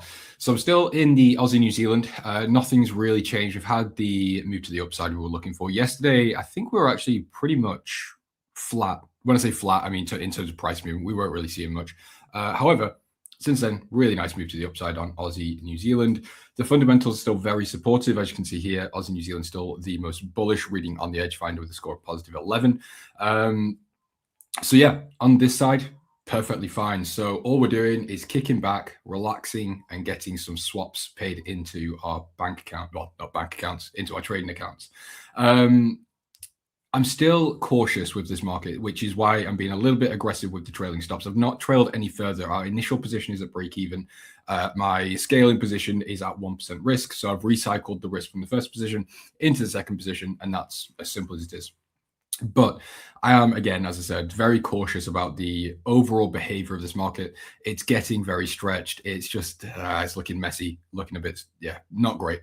But I will continue to ride the trend until I've got a signal that that's no longer possible, whether it be a change of trend or whether it be the EdgeFinder flipping to a neutral or even a bearish reading on Aussie New Zealand. I have begun a short campaign on euro dollar, very, very small size. So I think I'm down about $3 on this position, really tiny. But yeah, the idea really is just looking for a bit of a mean reversion of this this left side move. Nothing really interesting, not necessarily a macro trade, more of just a bit of a mean reversion correction type of trade. There's not really anything to inform you of here. Pound CAD, I did execute this morning, and it's been extremely unsuccessful. I don't think this trade could have gone really any worse, to be honest with you. So we entered right here on this wick, and it's just completely collapsed to the downside. Typical. It is what it is. It's all good. So pound CAD was taken because, oops, that's not what I wanted. Excuse me. Got the bullish reading on the EdgeFinder. The H4 looked pretty good where it was at the time. So obviously now it's flipped very bearish. But at the time when we entered, we were seeing a little bit of rejection in our fib zone. It lined up with some slight structure over here. We had a bullish trend. We had the RSI was a little bit oversold as well. So I was like, you know what? Let's take a stab. It looks good. The fundamentals are there. The technicals are there. Why not? Now, on the other hand, we also are now coming back into a more structural fib zone, whatever you want to call it, a more relevant level, if you will. So this was sort of not really the swing low. The swing low I would consider right here, or maybe even over here. It depends exactly how you draw it. So there is actually an opportunity to look for a re-entry if we can see a rejection out of this previous support here. But we'll see. Obviously, I'm not going to take a stop loss and then jump right back in straight after. That would be a bit ridiculous. So I'll wait probably for tomorrow, see what we can get over the next couple of hours, and we'll take it from there. We are long on the Nikkei. This one is actually more of an intraday trade, day trade. It's not a swing position. It wasn't my trade. It's one of my people on my team. But the Nikkei is also getting a really nice bullish reading right here, score of 5. So not the strongest, but it is there. The trend is there. It's all looking completely fine. We also had quite a bearish opening on New York. So there's a little bit of room for correction. The entry is actually slightly lower. I think this is actually in profit now. So the entry was around here. And then I decided to pick up a few stocks. When I say a few stocks, it was just Microsoft and Tesla. I'm not a stock guy, so please do not make any investment decisions based on this or anything I say, regardless. But yeah, I decided to buy a bit of Microsoft and buy a little bit of Tesla as well. Basically just looking to buy the dips. These are long-term holds. So when I'm saying I'm buying them, it's a case of I'm looking to hold them for the next 6 months to a year, 2 years, however long really. These aren't swing trades. They're not intraday trades. They're long-term positioning. But yeah, that's all I've got going on right now. So now I guess I can read the chat and see how everyone's doing. Quatera FX, hello to you as well. I saw you in my stream earlier. Good to see you back. Sluggy, hello. Max, good to see you. Hope everyone's doing well. So I don't really have anything going on. I was considering actually buying some MicroStrategy. I don't think they're called MicroStrategy anymore. I think they just go by strategy. I might got that wrong. But basically, I can't trade Bitcoin with the broker I'm with at the moment. So I was thinking maybe I could just go by proxy, buy some MSTR, which is the ticker. But I don't know. I was looking into it. I looked into it a few months ago, and it's just the financials are looking a little bit rough. Again, I'm not a stock guy, so again, don't take that too literally. Just from what I understand and what I've seen about the company, it's looking a little bit rough. So I decided to stay away, at least for now. But I do still quite like the Bitcoin long idea from this point. So we're starting to see this market get a little bit of a bid off this 200 weekly moving average. We're still, however, in this consolidation. So the only criteria, if I was to be a buyer, again, I can't actually be a buyer, unfortunately, but if I was, I would need to see a break above the weekly high right here. And then I would need to see a real push. And the EdgeFinder, if that flipped to bullish, that would be fantastic as well. Moving on, Pound Swiss has been getting a bullish read. I'm not even sure if it still is. Pound Swiss I need to get rid of because it's just such a horrible market. The FTSE, I don't really have anything going on here. We're still stuck sideways. So I was looking to be a buyer of the FTSE. The problem I've got really is I just don't like it. So if we could see a pullback towards this fib zone, it would fill the, in fact, actually, having said that, we've actually already filled the gap. So maybe this trade idea is completely invalid now. Either way, we'd be following the trend. I'm fairly sure the EdgeFinder is bullish. Let me just double check. EdgeFinder is bullish with a score of 6. So it makes sense, but the entry is just very, very, what's the right word? It's just looking a bit rough. You know, I'm not really a fan of that one. So moving on was Euro Aussie. This is kind of one of the only other markets I was looking at, but again, it's not really looking great. So on the daily, we've rejected our 50 moving average. So we were talking about the pound Aussie and the Euro Aussie. That was kind of my main thing for the past, let's say, 1 to 2 months. That was kind of the markets I was sort of really paying attention to. When we got to sort of this point down here, I was starting to get very concerned because the markets were extended. The fundamentals were obviously there, but they were starting to get pretty much fully priced in. And we were obviously seeing tensions with Iran and US starting to pick up as well. So it's a case of, okay, I don't want to be a seller at this point because it's just too far. You know, we kind of missed the move at that point. We managed to get pound Aussie, but anyway, that was a while ago now. So the move we had here was a very nice opportunity to have this sort of little bit of a correction, a little bit of a mean reversion to sort of rebalance a bit. And now we're seeing these fundamentals kick in again and continue. So we obviously saw this upside on the back of oil prices rallying and central banks, obviously the ECB in this case, turning a little bit more on pause / slightly hawkish. So now that's kind of, that narrative's a little bit more over. And we've got the H4 that's flipped bearish. I'll be looking for a short position within this fib zone. So if we can get that, I'll take the stab. If we don't get this, fine, I'll move on. I've got no problem skipping over the Australian dollar right now because obviously I'm already in Aussie New Zealand longs. I've been taking the Aussie positions for quite some time now. It's kind of been the main theme. I'm ready to allocate elsewhere.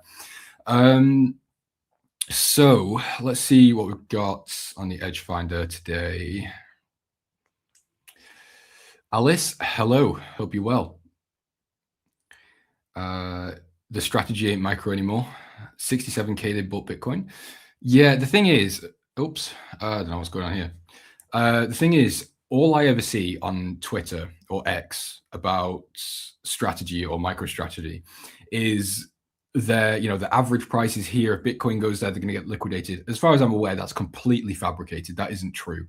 But it's still, I don't know the complexity. Again, I'm not a stocks guy. I haven't done deep research, but it just seems to me that it's not necessarily a company that is printing money. It's not something that I really am interested in. It's just not something that I bothered about being involved with. At least, yeah, that might change. Actually, to be fair, I might have to get the stock box. I don't know if my code works with the stock box, but if it does, make sure you use code ELITE for the EdgeFinder as well. Anyway, moving on. New Zealand US dollar getting a bearish reading. So let's take a look, because we were talking yesterday on my segment about the US dollar. And basically my idea or my narrative yesterday behind the US dollar was that I'm just not really bothered. I don't really care what happens to it from here because I'm not involved with it. I don't care. And at this time, the EdgeFinder was flat. However, now the New Zealand US dollar is getting a bearish reading. I'm a little bit more interested. The problem is on the H4 here, we've come out of this bearish trend and we've now flipped bullish. So just technically speaking, for the way I define the trends, we're now in a bullish H4 trend. However, or as well as that, I should say, the daily is also looking a little bit rocky. So we're not seeing a defined trend. So again, just relating to these moving averages, it's sort of just not doing much. There's no directional move here. So I think I'd be happy to take this trade, but I would just need it to meet quite a few criteria. So let's just take a look here. This is just rough technical analysis, of course. So because we flipped bullish and we've now broken above this level of resistance, I would need to see it break below, hold below, retest potentially, and then continue lower. Moving averages also then cross bearish. Other than that, I can't be involved because there is no what's it called? No signals for my technical entry. So obviously I draw fibs, I look for pullbacks, I need the trends. I don't have any of that here. So yeah, it's unfortunately completely invalid for me right now, but that might change as well. Right, hello everyone. What's your take on New Zealand US dollar sells? There you go. Oh, my code does work with the stock box. Okay, I might have to pick up the stock box after the stream then. Tax write-off. What do you think about pound Aussie? Okay, we can move on to pound Aussie in a minute.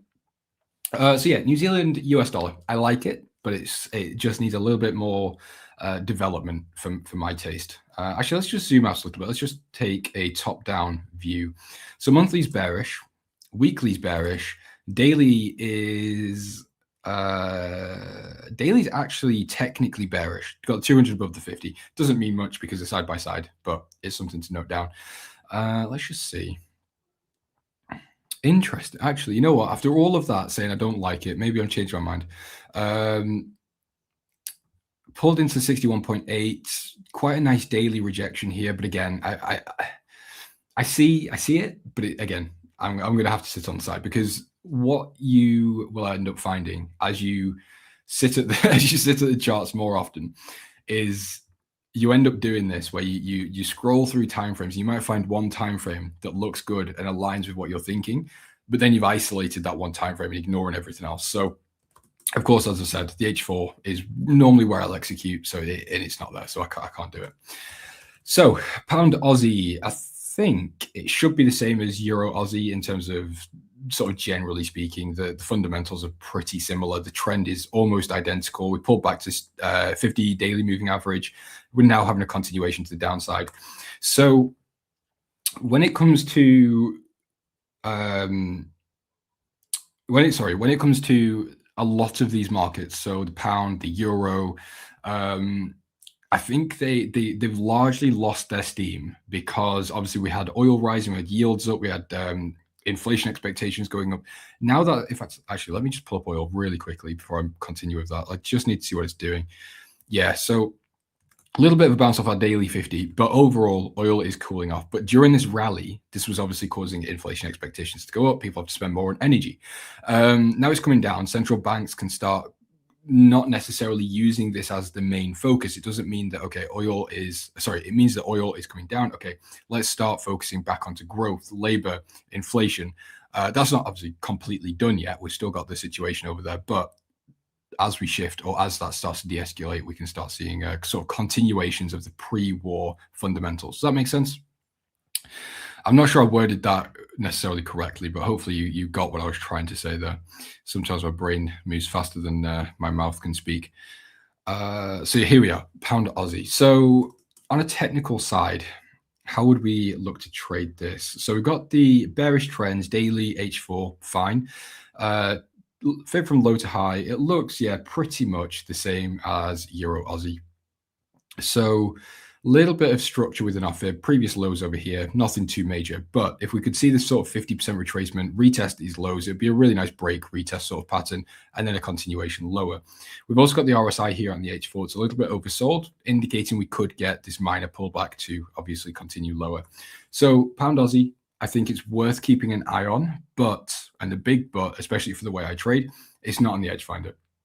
So yeah, it's a no-go for me. Generally, when I'm trading, other than long-term positions like Tesla and Microsoft, oops, they shouldn't be there. Other than Tesla and Microsoft, things like that, they have to be on the EdgeFinder for me to be involved. So what else do we have? Euro pound shorts. You know what's interesting? I was looking at some institutional reports last week. It was quite surprising how many banks were long on euro pound. Anyway, that doesn't lead into anything, but they might be on the wrong side. Let's see. I'm fairly sure euro pound was bearish yesterday. Let me put neutral back on so we can see. So yeah, it's a -2. So again, fundamentally, nothing for me here. Daily technically is bullish. H4 technically is bullish. Really nice dynamic support here with our 200 moving average. Yeah, I can't see anything here for shorts, to be honest with you, Sluggy, unfortunately. If you were looking to be a buyer, Again, I wouldn't actually want to be a buyer because, again, EdgeFinder, but let's see, what do we have? There isn't really anything either way. The only real difference is just the trend. Technically speaking, on a technical basis, fibs, etc., pullbacks, there's nothing. Because we are creating, we've got high, lower high, lower high, lower high, lower lows. Yeah, no. There is nothing for me here, unfortunately, Sluggy.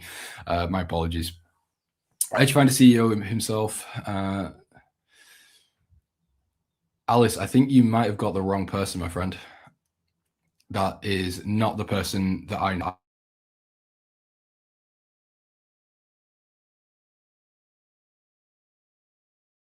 That's weird. I think my mic just muted. Let me just fix that real quick. And I also think I've gone over my time slot. I'm not sure. Okay, right. Hold on. I'm not sure what time I'm on until. Sorry, guys. I know it's a bit unprofessional. Let me just double check. 10:45. Okay, I've got 10 minutes left, and then we've got Tiger coming on. AUD NZD, Jeremy, that is my favorite market right now. So this is my positions on the Aussie New Zealand. I would quite like to add in again. So what I'm looking for now is another sort of 50% pullback. Now, this is very, very aggressive, but I will take it because I'm in quite nice profit already. I have a little bit of room to reallocate.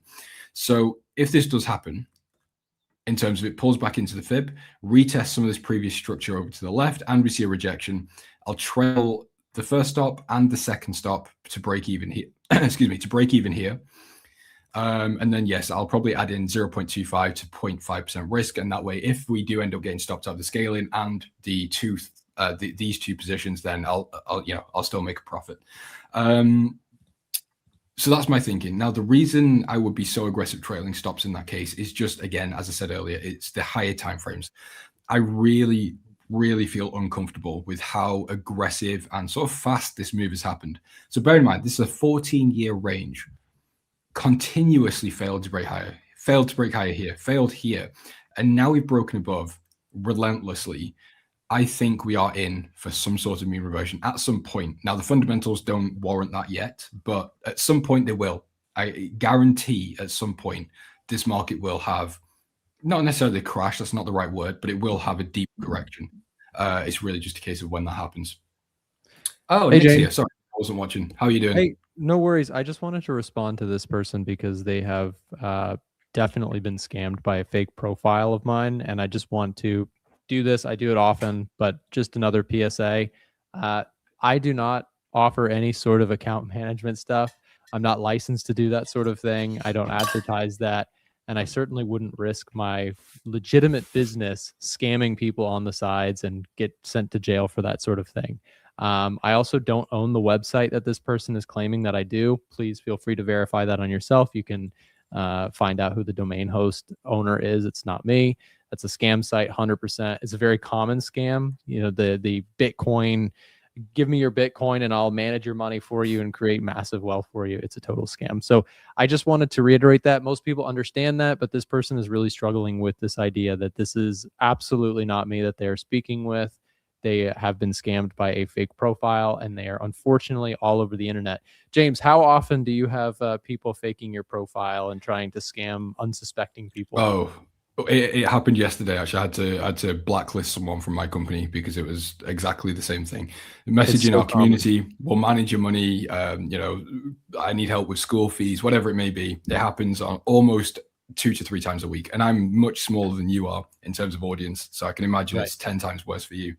And imagine this person is very insistent that on the side, I'm running a double life where I'm secretly scamming people and doing this.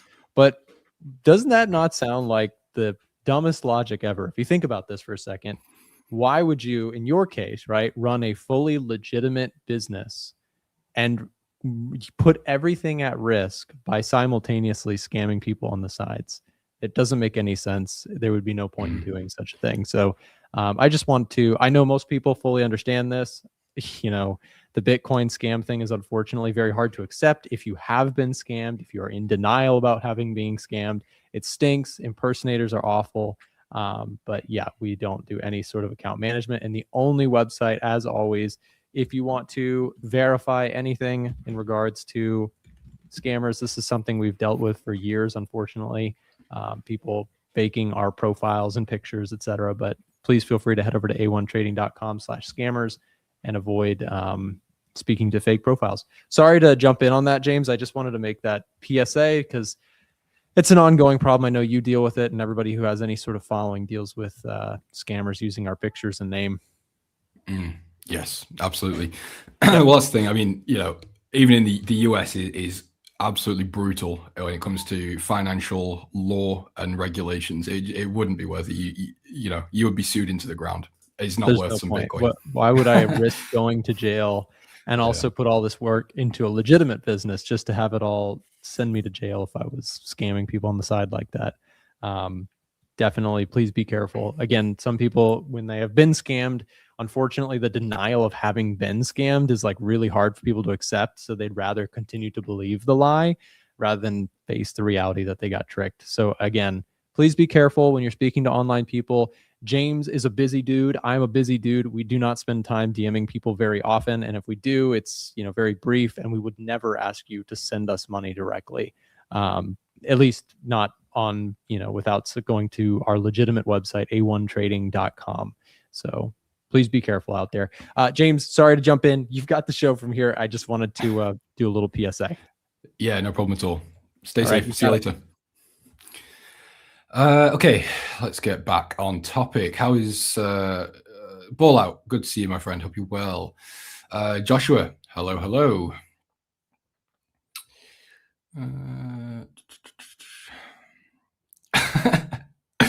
Nick sending you Instagram friendship.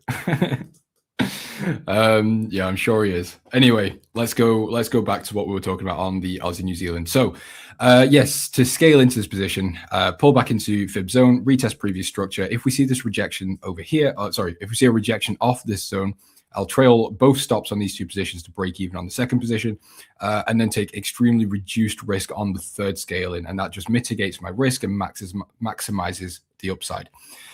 So clearly a scam.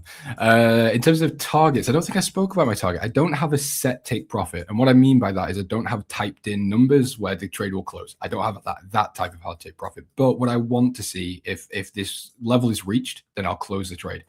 Hold on, let me try and find it over here. It's really over to the left side.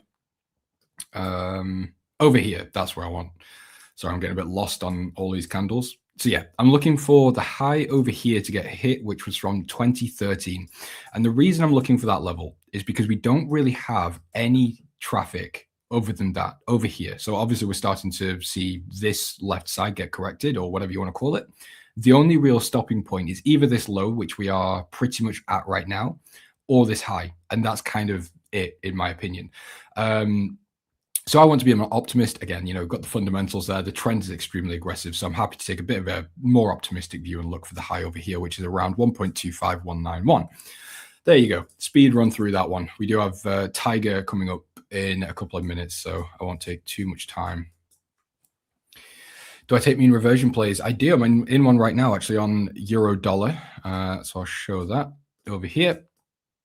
So yeah, there is nothing really to discuss. This is purely mean reversion, not really on the technicals, and not massive. Not on the fundamentals and not massively on the technicals. What I'm quite liking about this is we've got the sort of lower highs getting formed on this monthly time frame. The weekly looks okay, sort of similar type of idea. So that's pretty much it. We've also seen a very aggressive run on euro dollar recently. So I'm looking to see if we can get sort of back to around this zone or this low over here. Even further would be fantastic, but I'm not going to be sat in this for weeks and weeks. This is more just to see, can we get this downside? If not, cool, I'll take maybe a $20 loss. But yeah, we'll see. So when it comes to mean reversion trading, it's very, very dangerous because, well, the way I do it can be very dangerous because I take a DCA approach or a ladder approach, whatever you want to call it. So basically what that means is if I'm looking, let's say I'm looking for this to be my target. Let's say I want to sell here.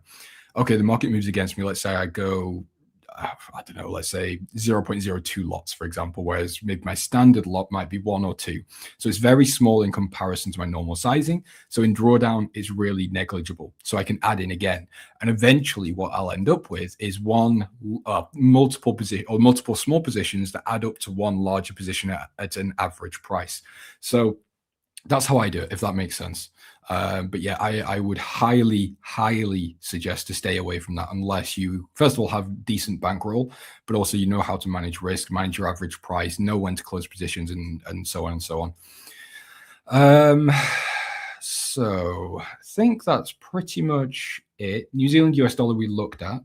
What else do we have over here? Aussie, New Zealand, platinum, Bitcoin. You know what? Just realized Bitcoin is getting a bullish reading. So I was sat here earlier saying if Bitcoin flipped bullish, maybe I'd be interested. It has flipped, but I didn't notice this earlier. I'm not sure how long Bitcoin has been bullish for, but that changes things quite nicely. Again, unfortunately, I can't trade Bitcoin directly. I can't trade BTC USD or Bitcoin itself, but I can trade proxies. So I can trade, MSTR or whatever maybe. So it's a little bit different. It's not the same as trading Bitcoin, but I'll figure that out on my own time. So the daily is very bearish. I don't really like the daily, and we are still, as I said earlier, stuck in this weekly range. So right now we are setting up something. I don't think it's there just yet. So for the way I trade, I'd need to see Bitcoin break and hold above this consolidation. So break above, retest, and then some sort of rejection here, whether it be a daily bullish candle close, 4 hour, whatever it is you look for. I think that would be great. So again, we've got this 200 weekly moving average, absolutely fantastic, really nice sort of dynamic support through here. So yeah, it's looking really nice. And actually, if we just change this level and drag it over to here, again, really nice level of support through here at this previous high. So definitely something to consider if you do have access to Bitcoin. Again, not financial advice, but I do quite like that. What else is the platinum? I don't really trade platinum, but maybe we could pay attention to that if anyone does want to look at platinum. James, in Swiss yen, let's see if it wants to drop. I've not really paid any attention to Swiss yen. It's not a market that I pay any attention to on a regular basis, actually. Actually, I forgot to update you guys. I was in dollar Swiss. I think I've completely gotten rid of it. Let's just see. Is it still there? It's not. This is just a side note, by the way, but I was in dollar Swiss. We went long. I think it was around here, got stopped out on this move, so that was a bit annoying. But yeah, anyway, let's go back to Swiss yen. Did you say you were short? Yeah, so you want Swiss yen to drop. I think short term, fine. I mean, we've got, what's this, a quadruple top. So yeah, I mean, naturally, I think just the way the markets behave, yeah, a drop here makes a bit of sense back towards this 50 or the 200 moving average. However, the yen is still a funding currency. I mean, the S&B interest rates are at 0. So, I mean, maybe that's not entirely applicable to Swiss yen, but it is clearly still catching this yen weakness ride. So even if it does drop here, to be honest, I would use that maybe more as an opportunity to buy dips rather than be a seller. I mean, you could play it both ways, but again, just my opinion. But yeah, Swiss yen isn't really my friend. I made a very bold claim. I think it was the start of last year, so probably about a year ago, that I really was so confident. It was back here, I remember. I was so confident Swiss yen was going to drop, but it just didn't. It completely blew through my whole idea. I didn't lose that much money. It wasn't really a monetary thing. It was more just wow, I was so confident. I was just so wrong. It's one of those things, part of being a trader, but there you go.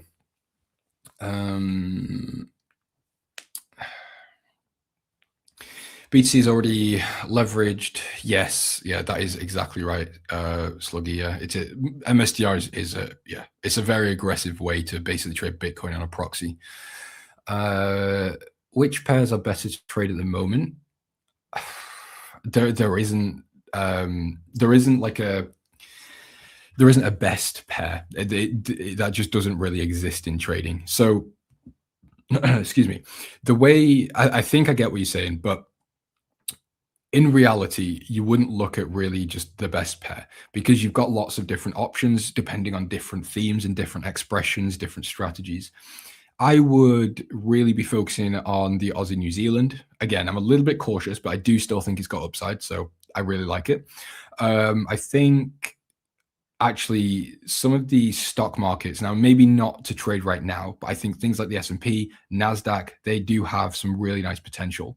So let's actually go back to the Nasdaq. So we were looking at this earlier, and it's had just an incredible move. Look at these weekly candles. Absolutely incredible. In fact, Nasdaq's just created a new all-time high. Yeah, absolutely phenomenal. So what we could maybe look for here is, I mean, it's a little bit dodgy. Oh, I've just completely run out. Sorry, Tiger. I know you're in the back. I just lost track of time there. Guys, I'm going to have to save this one for tomorrow because I've just left Tiger to hang for a couple of minutes. My bad. Guys, don't go anywhere. You have, I think, Tiger Berry coming over to take over the show. Have a good one. Stay safe. Don't get margin called. And I'll see you all tomorrow.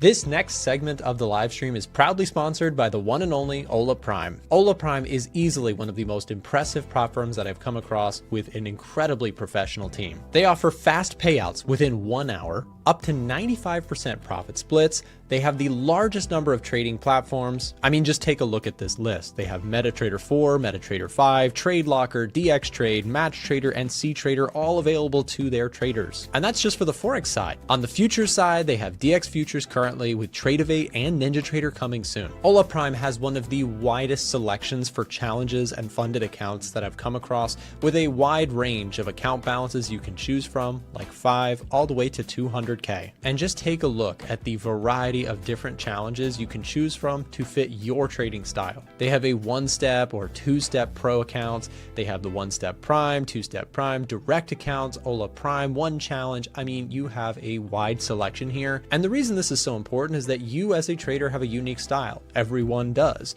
And finding the right challenge to meet your criteria is very important. If you go through their website, which I encourage you to do so using the link dropped in the live stream chat right now, you can explore in full transparency all of the different account types, all of the rules, etc. They also offer news trading and weekend holding, and they have direct and challenge accounts available. For a limited time, stream viewers get extra discounts using the promo code that you see on your screen right now, and also through the link and promo code being shared in the live stream chat. Take your trading to the next level with Ola Prime. Now back to the live stream.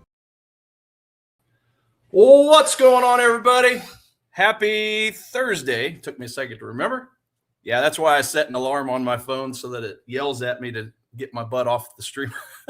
No worries on that, James. Oh, good grief. I'm on the wrong screen. Oh, yeah. It's kind of funny, guys. I was asked to do a plus 500 tutorial video yesterday.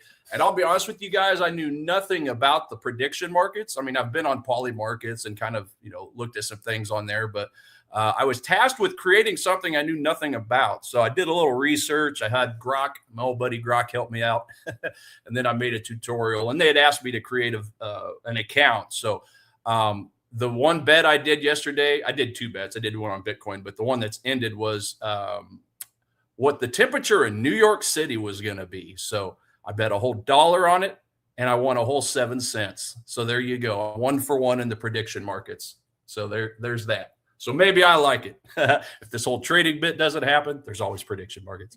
Just kidding. I ain't going anywhere, guys. I'm FX for life. So let me know, guys, what you're looking at. If you have any questions on anything, of course, you guys know I'll go through some supply and demand zones. I'm playing around with Bitcoin. I did take a small position, guys, since we are getting a little bit of a bullish signal over here, +7. So I am, let's see here. Well, first from the top, obviously we had that headline that Marco was talking about earlier on in the show. Where was it? Right here. Okay. Where they're talking about having the banks take care of the tolls. So yeah, when we got that headline, it was just a very minor pullback. I mean, I just kind of took a look at some of these top line assets. The VIX flew up just a little bit. So did the Dixie. Oh, let's get that out of the way. Go down to a 1-minute chart. So yeah, we kind of got a little bit of a risk off type move in the market. So I don't know how long that'll be sustained. It's just a headline at the end of the day. I don't know. I don't think President Trump's going to have it, but we'll see. But nevertheless, it was obviously a little negative for Bitcoin. Here you go. There's your big down move. But it had dropped into that questionable 2-hour demand zone that I was telling you guys about, I think, 2 days ago, since I was off onboarding yesterday. Guys, I'm learning a lot, taking a cap cut course starting today. Woo, it's going to be some good stuff. So I'll make some better content. But anyway, yeah, I dropped right into this 2-hour demand zone. So I just took a little bit of a bounce buy off of this thing. Where am I at? 1 hour, 1 minute. So yeah, I had basically got in where this white line is after we pierced into the zone. It's just a little bit of a reaction move. I don't know. I don't think it's anything that's going to continue to push risk off movements, or at least that's what I'm banking on. So when we got that initial bounce and push up, I basically waited for a little bit of a liquidity sweep underneath these. So this wasn't a demand zone buy. Well, it was off the 2-hour, but as far as kind of the confirmation, if you will, I basically took this consolidation here. And then when we got that push up, well, again, okay, for that one moment in time, okay, the demand won. The demand exceeded supply. Now, not a whole lot. But my banking on this is it moved it just enough to kind of put, where I could take advantage of these sell orders down here, since these buyers pushed price up, to use for fuel for buy orders. Okay. So I just basically looked at a liquidity sweep of that, and I ended up getting in right here. So far, so good. I've got an overhead supply sitting here on a 30-minute chart. So it's really not even that far away. I just did like a 0.2% risk on this thing, turned $200 into like $300. Okay, so nothing too major, but I wanted to get my feet wet since I haven't been placing a whole lot of trades lately. But I just thought that might be a quick way to scalp a few bucks. So there's that, getting close to it. What do we got over here on the chart or on the chat? Gold. Christian wants to see gold. Yeah, we can look at that. Views on Aussie Kiwi, Jeremy. Yeah, about that. Let's go to Aussie Kiwi first, and then I'll get to your gold. So I had a zone drawn up. Let me see here. Go to my. Okay, so with Aussie Kiwi, of course, it is, as a reminder, guys, giving us a nice, very bullish score of plus 11 over here. So it's looking really nice. On a, let me see, 15-minute chart. Okay, going down into the noisier time frame. So just, this is obviously where it gets a little sketchy, but I did identify this 15-minute zone yesterday, okay, midday, or basically when price was up in this area. So that would have been around 2 p.m. my time. So I was just keeping an eye on this little dinky little zone here. Price dropped into that zone right at the intraday crossover or switch, okay, from basically the end of New York into the, kind of the early period of Asia session. So, I stayed away from it because of that switch over, guys. If you haven't yet done that, if you place trades around this time, again, this is 4 p.m. my time, Central Time, so 5 p.m. New York City, spreads widen, liquidity gets taken out completely, and you do tend to get some of these whipsaw type moves. So when I got my alert yelling at me, I decided to ignore it because I wasn't even trying to, have to basically cover 10, 15 pips of not slippage, but spread, okay, how the spreads widen. So I ended up ignoring it, but it laughed at me and it took off anyway, as you can see. So it went up nicely. In hindsight, it would have been a nice trade, but even had I pulled that trigger, guys, I would have been, I would have been put in the trade higher up in this area somewhere. So, I didn't want to, on an Aussie Kiwi, which doesn't really move, but what is that, about 60 pips, 50 pips a day? 60 pips. So it moves 60 pips a day. I didn't want to automatically basically give it a sixth of an ATR, if that makes sense. So I ignored it, but it turned out to work after all. So where are we at right now? Well, we are, as you can see, bouncing into this overhead supply that I drew up way back here. And I think this might be the one I showed you guys. Not quite sure.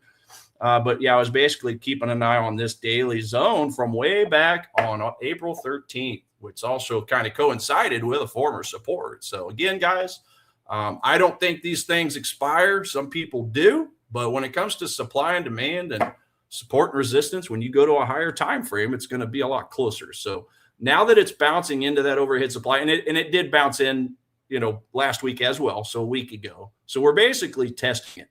I'm just not comfortable buying anything for Aussie Kiwi on the higher time frames right now. The only reason I was looking at this, had it not hit during the switchover, was because we had already kind of broken this structure on a minor scale structure break here. And, at that point, it just looked really good on a 15-minute chart. So it was just more of I don't want to say scalp, but just more of a very short-term day trade is what I was looking at. After we, most importantly, broke this minor structure. So this was clearly a short-term play, small time frame play, knowing that we have the rest of this overhead supply to deal with. And it had already been kind of touched. It had already been mitigated again last Wednesday. So it already had its biggest push down, or, biggest rejection as far as I'm concerned. So when we broke this structure, that made me feel okay with taking advantage of the strong EdgeFinder signal, number one, but also this break of structure retracement right on that structure point. So as far as plays right now, I don't really like anything. I mean, it looks like I did draw up a zone all the way down here. What was that, another 2 hour? Yeah, so 2 hour, kind of a skinnier zone. It could come into play. I mean, at the end of the day, we do have some liquidity here. Because these traders ended up pushing price up and breaking structure on their own, right? This one was obviously the best looking one, but in any situation, we've got liquidity kind of chilling and hanging out down here, okay, on both of these. So if that liquidity comes into play, it just so happens it's right here at a pretty decent zone of demand, although there's a lot of candles to the left, but at least it's a little closer to the bottom of it. So this is kind of a unfilled order / liquidity possibility at the 120.40 level. As always, guys, not financial advice, just like Nick says, but it's definitely a spot I'm keeping an eye on. Now, you do see that I had drawn up another zone right here on a 1 hour. So I drew this up before we bounced into this zone. Now that we've bounced into this zone, even though it has been mitigated, I'm not going to sit here and pretend that a 1 hour demand is going to be stronger than a daily supply, even if it is from 13 years ago. So I'm going to now ignore this signal. The move's probably already been made. So I'm going to take and steal that alert, and I'm going to put it down here for this 2 hour zone. Now that's a big pullback, but it's also a big time frame that it's bouncing into. And furthermore, where we're bouncing in, perhaps we could even look on maybe a 1 hour and find a supply. Okay, here we go. So now we've got a supply zone that's created from this rejection. Let's get that drawn out. Get this. Hold on a second. Let me get that drawn out. Where did it go? It vanished on me. Okay. So we've got a new supply zone that's created here. And what is bouncing into it? Price. So there you go. Fresh supply zone. And now you see that we are clearly getting a little rejection. How much of that is from the Iran banking thing? Okay, who knows? But we're clearly getting, between the two, okay, between the headline and the supply zone, you can clearly see we're getting a rejection. And, okay, that word that I told you I don't really use a lot, change of character. Okay, I always refer to this stuff as breaks of structure, but that's typical. That's pretty much a change of character. I mean, it's broken a low. Now, how major is this? How minor is it? It just depends on the time frame. I don't think it's really a major one because it is. I'm looking at this thing on a 15-minute time frame, so I don't put a whole lot of trust into it. But it's also nice to know it bounced into that newly created supply zone over here. So that supply zone could be part of, again, with the headline, why it's changing a character or breaking a structure to the downside. So I would just look at it as, maybe that zone will push price back down to my demand zone, where I would be obviously interested in taking the other side down here. So that is an opportunity. If that were to fail, then it wouldn't be a big surprise because it did, after all, bounce into, the rest of that daily supply and with that 1 hour supply confluence now. So that's a lot of detail, a lot of instruction. At the end of the day, I don't like this. It is pretty high on the curve. It's pretty much in the premium, or let's see here, premium zone, I think. Let's go just take a look. Okay, so it's basically just barely touching the premium zone, but mostly in the middle. And I don't want to diddle in the middle on this thing. I want to wait for a return to a cheaper price. So hopefully that helps. But yeah, you can't argue with the strength of it over here on the EdgeFinder right now. You've got one item against it, and that's CPI. Other than that, a handful of neutrals and quite a few bullish, favoring Aussie over the Kiwis. So there's that. Andrea, Tiger, pound dollar pullback. Yeah, let's take a look at that after I look at gold, because I do want to help Christian out with that. So gold, silver, yeah, obviously still pretty neutral. I do want to see which direction it's leaning, though. So I'm going to go to my neutrals over here just to take a look. I'm sure it's further down the list. Yeah, silver -1, gold straight up 0. So there you go. Well, let's take a look at the technicals real quick. I don't even think I have an alert set for it. So let's go over here. Starting to get so many assets on here, they get jumbled up. Yeah, so gold overall to me has just kind of been in this. Let's go up to a higher time frame. Yeah, see, it's just been kind of consolidating. I mean, you had that big push up, kind of taking a little bit of a break. You guys remember I did mention this 4-hour supply zone that it bounced into once and got rejected, and then it bounced into it again. So I definitely would see this thing, well, at this point, the supply zone's empty. So yeah, I think the next stop is really up to your daily supply, which is a little higher up, because we did bounce off this 4-hour demand at the bottom, and that's what created our impulse leg. You guys see me draw the impulse legs now and then, okay? So this whole, multi-candle leg, if you will, ended up breaking these structures up here. So perhaps some pullbacks on that, okay, might be possible. I mean, at the end of the day, we've got uptrend, and then it's just been getting really lazy. It's not like silver. See, silver has been a lot cleaner. Very easy to see higher lows and higher highs. But then when you look at gold, just this last, couple weeks, it's just been a little more sideways. So, yeah, there's not really a play on it right now because it is straight up neutral. But again, if you're just looking straight up technicals, guys, we could always be looking for some zones. Let's see here. And let's go to a 2-hour. No, 1 hour. Possibly down here. Okay. We could possibly look at this little candle here. This is probably going to be down, close to your 61.8 if you're looking for a filter. Okay. I don't know. Let's take a look at that. That's a little deeper. So it's basically around, okay. So that's around the 71 or the kill zone. But here's the thing. Okay, we have a gap here, but does this exit candle look very strong? Nah. You got a gap, which you guys hear me blabber all the time about. I require a gap after my zones, but it just didn't continue to push up. You got that one candle, and then even that leg out candle had a really strong wick on top. And then it just based sideways for a few hours. So that to me is going to ixnay this idea right there, just because the leg out, the momentum wasn't that strong. Now it looks a little better when you look at this series of 10 or 12 or 14 candles, but I'm talking the initial move. I want my initial move to be strong. Okay, this is a little better up here, but still you kind of had a little bit of hesitancy here. And you had wicks on top of the candles. So it is a push. It's just not a strong push. Let me see if I can find a better example for you.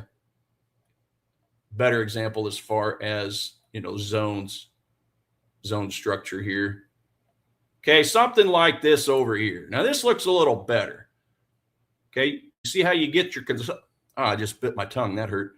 You get your consolidation, then you get your gap, and then you just have continuous push. That looks better. Or even this right here. Now I wouldn't have sold here for other reasons, but you had a candle down. It just continued a little better. At least 2 to 3 candles, guys, whether it's green or red candles. I want to see at least 2 to 3 candles, regardless of the time frame, that come out with an expanded range look. In other words, it's bigger than the most recent candles. So, there are tons and tons, guys, of supply and demand zones on every single time frame. but a lot of them don't make the cut just because of, again, the strength after the gap, the momentum. Did it break structures? Okay. So as far as gold, yeah, I just don't really like it. If you were asking me about silver, I would like that a little better. Let's go down to silver real quick and get away from the futures. Yeah, because over here on silver, see, this looks a little better. All right, you got your push out, and these candles could have been stronger, but at least they opened and closed higher each time. Okay, on the open and close of the candles, it kept going up. So if I go down to a smaller time frame, it's going to be a series of higher highs and higher lows. If I had a red candle in here, no thanks. But even so, I mean, even after this push out candle, I still would prefer these candles here to at least look like the leg out candle itself. Okay, have a couple 3 candles. That's what really defines a good zone to me. So but again, I would still be interested in at least taking a look at this. Now, we don't have any verification from EdgeFinder. Okay, so I don't want to put out a false signal, but at least this looks a little bit better the part. And one thing I love about trend lines like this is that everybody in the world sees it, including the banks. So for your average trend trader, they're going to be buying on the bounce, right? Well, and then their liquidity is down in this area, right? So I love zones that are just beyond the trend line. Okay, because down here is where your institutions and your banks know that their stop losses are on these trend line buyers or sellers, if this were all flipped. And they want to go a little deeper to collect that liquidity and bounce into the zone for the unfilled orders. Guys, this is a really good structure right here. You're in an upwards channel. I mean, I could probably clone this. Okay, there you go. We're basically trading in a channel, are we not? So come down to the lower end, go a little deeper. Okay, kind of like what we had over here. See this liquidity sweep right here?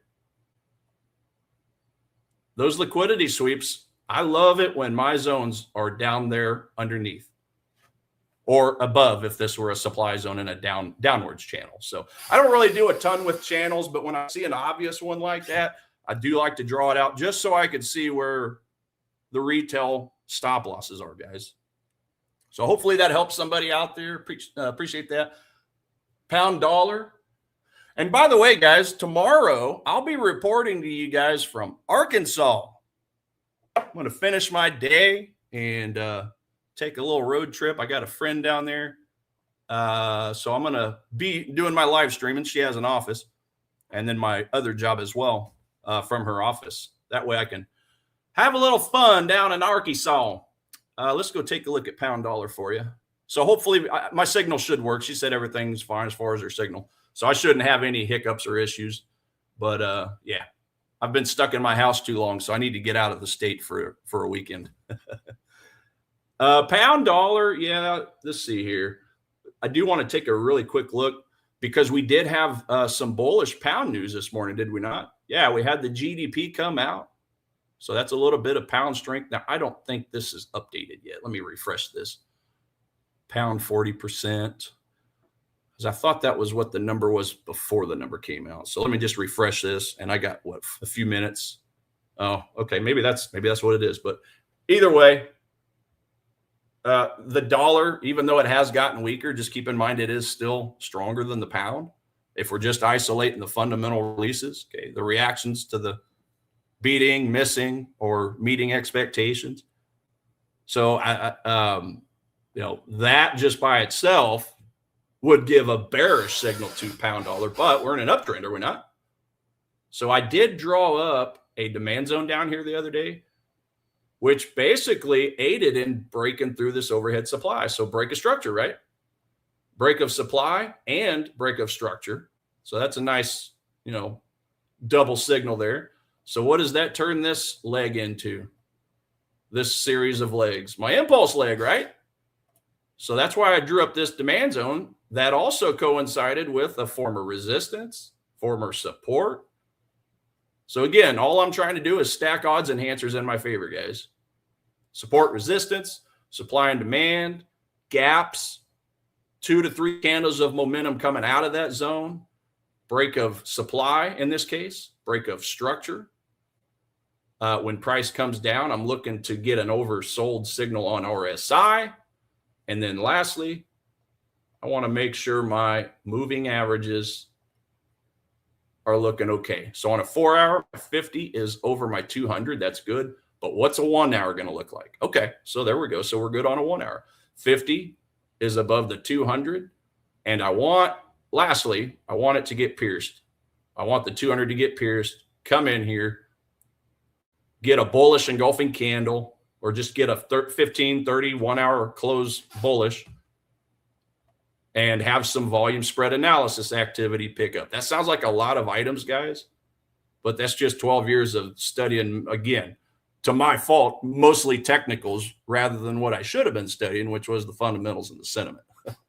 So if there's one thing good coming out of studying the thing that matters the least, it's this. It's just looking at odds enhancers. So, I would be looking for that. Bounce in, bounce out. But we can't do that unless we have a bullish signal. Let's take a look here. Alan, you dodged 2. Yeah. Well, yeah, my town of Ottawa, which is where the tornadoes took place. Yeah, the whole south end got just smashed. All my family and friends were safe down there, but yeah, a lot of the landmarks and buildings, they just got trashed. And I'm a little annoyed because I'm 43 years old, guys. I've always wanted to film a tornado, and I have still yet to do it. Even as much time as I spent in Kansas and driving professionally at one point for like 6 years, and I still haven't physically seen a tornado. I saw one that was rain wrapped, and that's about it. So one day I will get one videotaped myself. Epoxy, and just to finish up here, so I learned my supply and demand strategy. So I went to Online Trading Academy. Maybe some of you guys have heard of it. I think they've rebranded to just Trading Academy, but there were like 40 locations at one time throughout the world. I went to the one in Overland Park, Kansas, which is a suburb of Kansas City, in 2014. And there goes my alarm. 2014. So I took stocks first. I retook the class because they give you free lifetime retakes. 2015 is when I studied the Forex class. So I took it and retook it. And then from there, I just started studying like hell, supply and demand zones, good ones, bad ones. Sam Seiden, okay, he used to work on the floor of the Chicago Mercantile Exchange. He's the one that kind of figured it out just based off his physical handling of orders, buy orders and sell orders, and figuring it out. So I mentioned this last week, I think. Go look up Sam Seiden, Seiden, on X, and if you guys are serious about looking deeper into supply and demand, go definitely check his stuff out. I have a few other resources, but I'm out of time. I can definitely show some of those later. Tiger the Storm Chaser. Yeah, that's right, Josh. But anyway, guys, that's about all I have. Seiden's the GOAT. Yes, sir. That's about all I have. So I'll be back tomorrow morning, again, reporting from Arkansas. Good day, guys. Thanks again for watching today's show. Our goal at A1 Trading is to continue to share free value to our audience through daily videos and articles, keeping you up to date with the latest market coverage.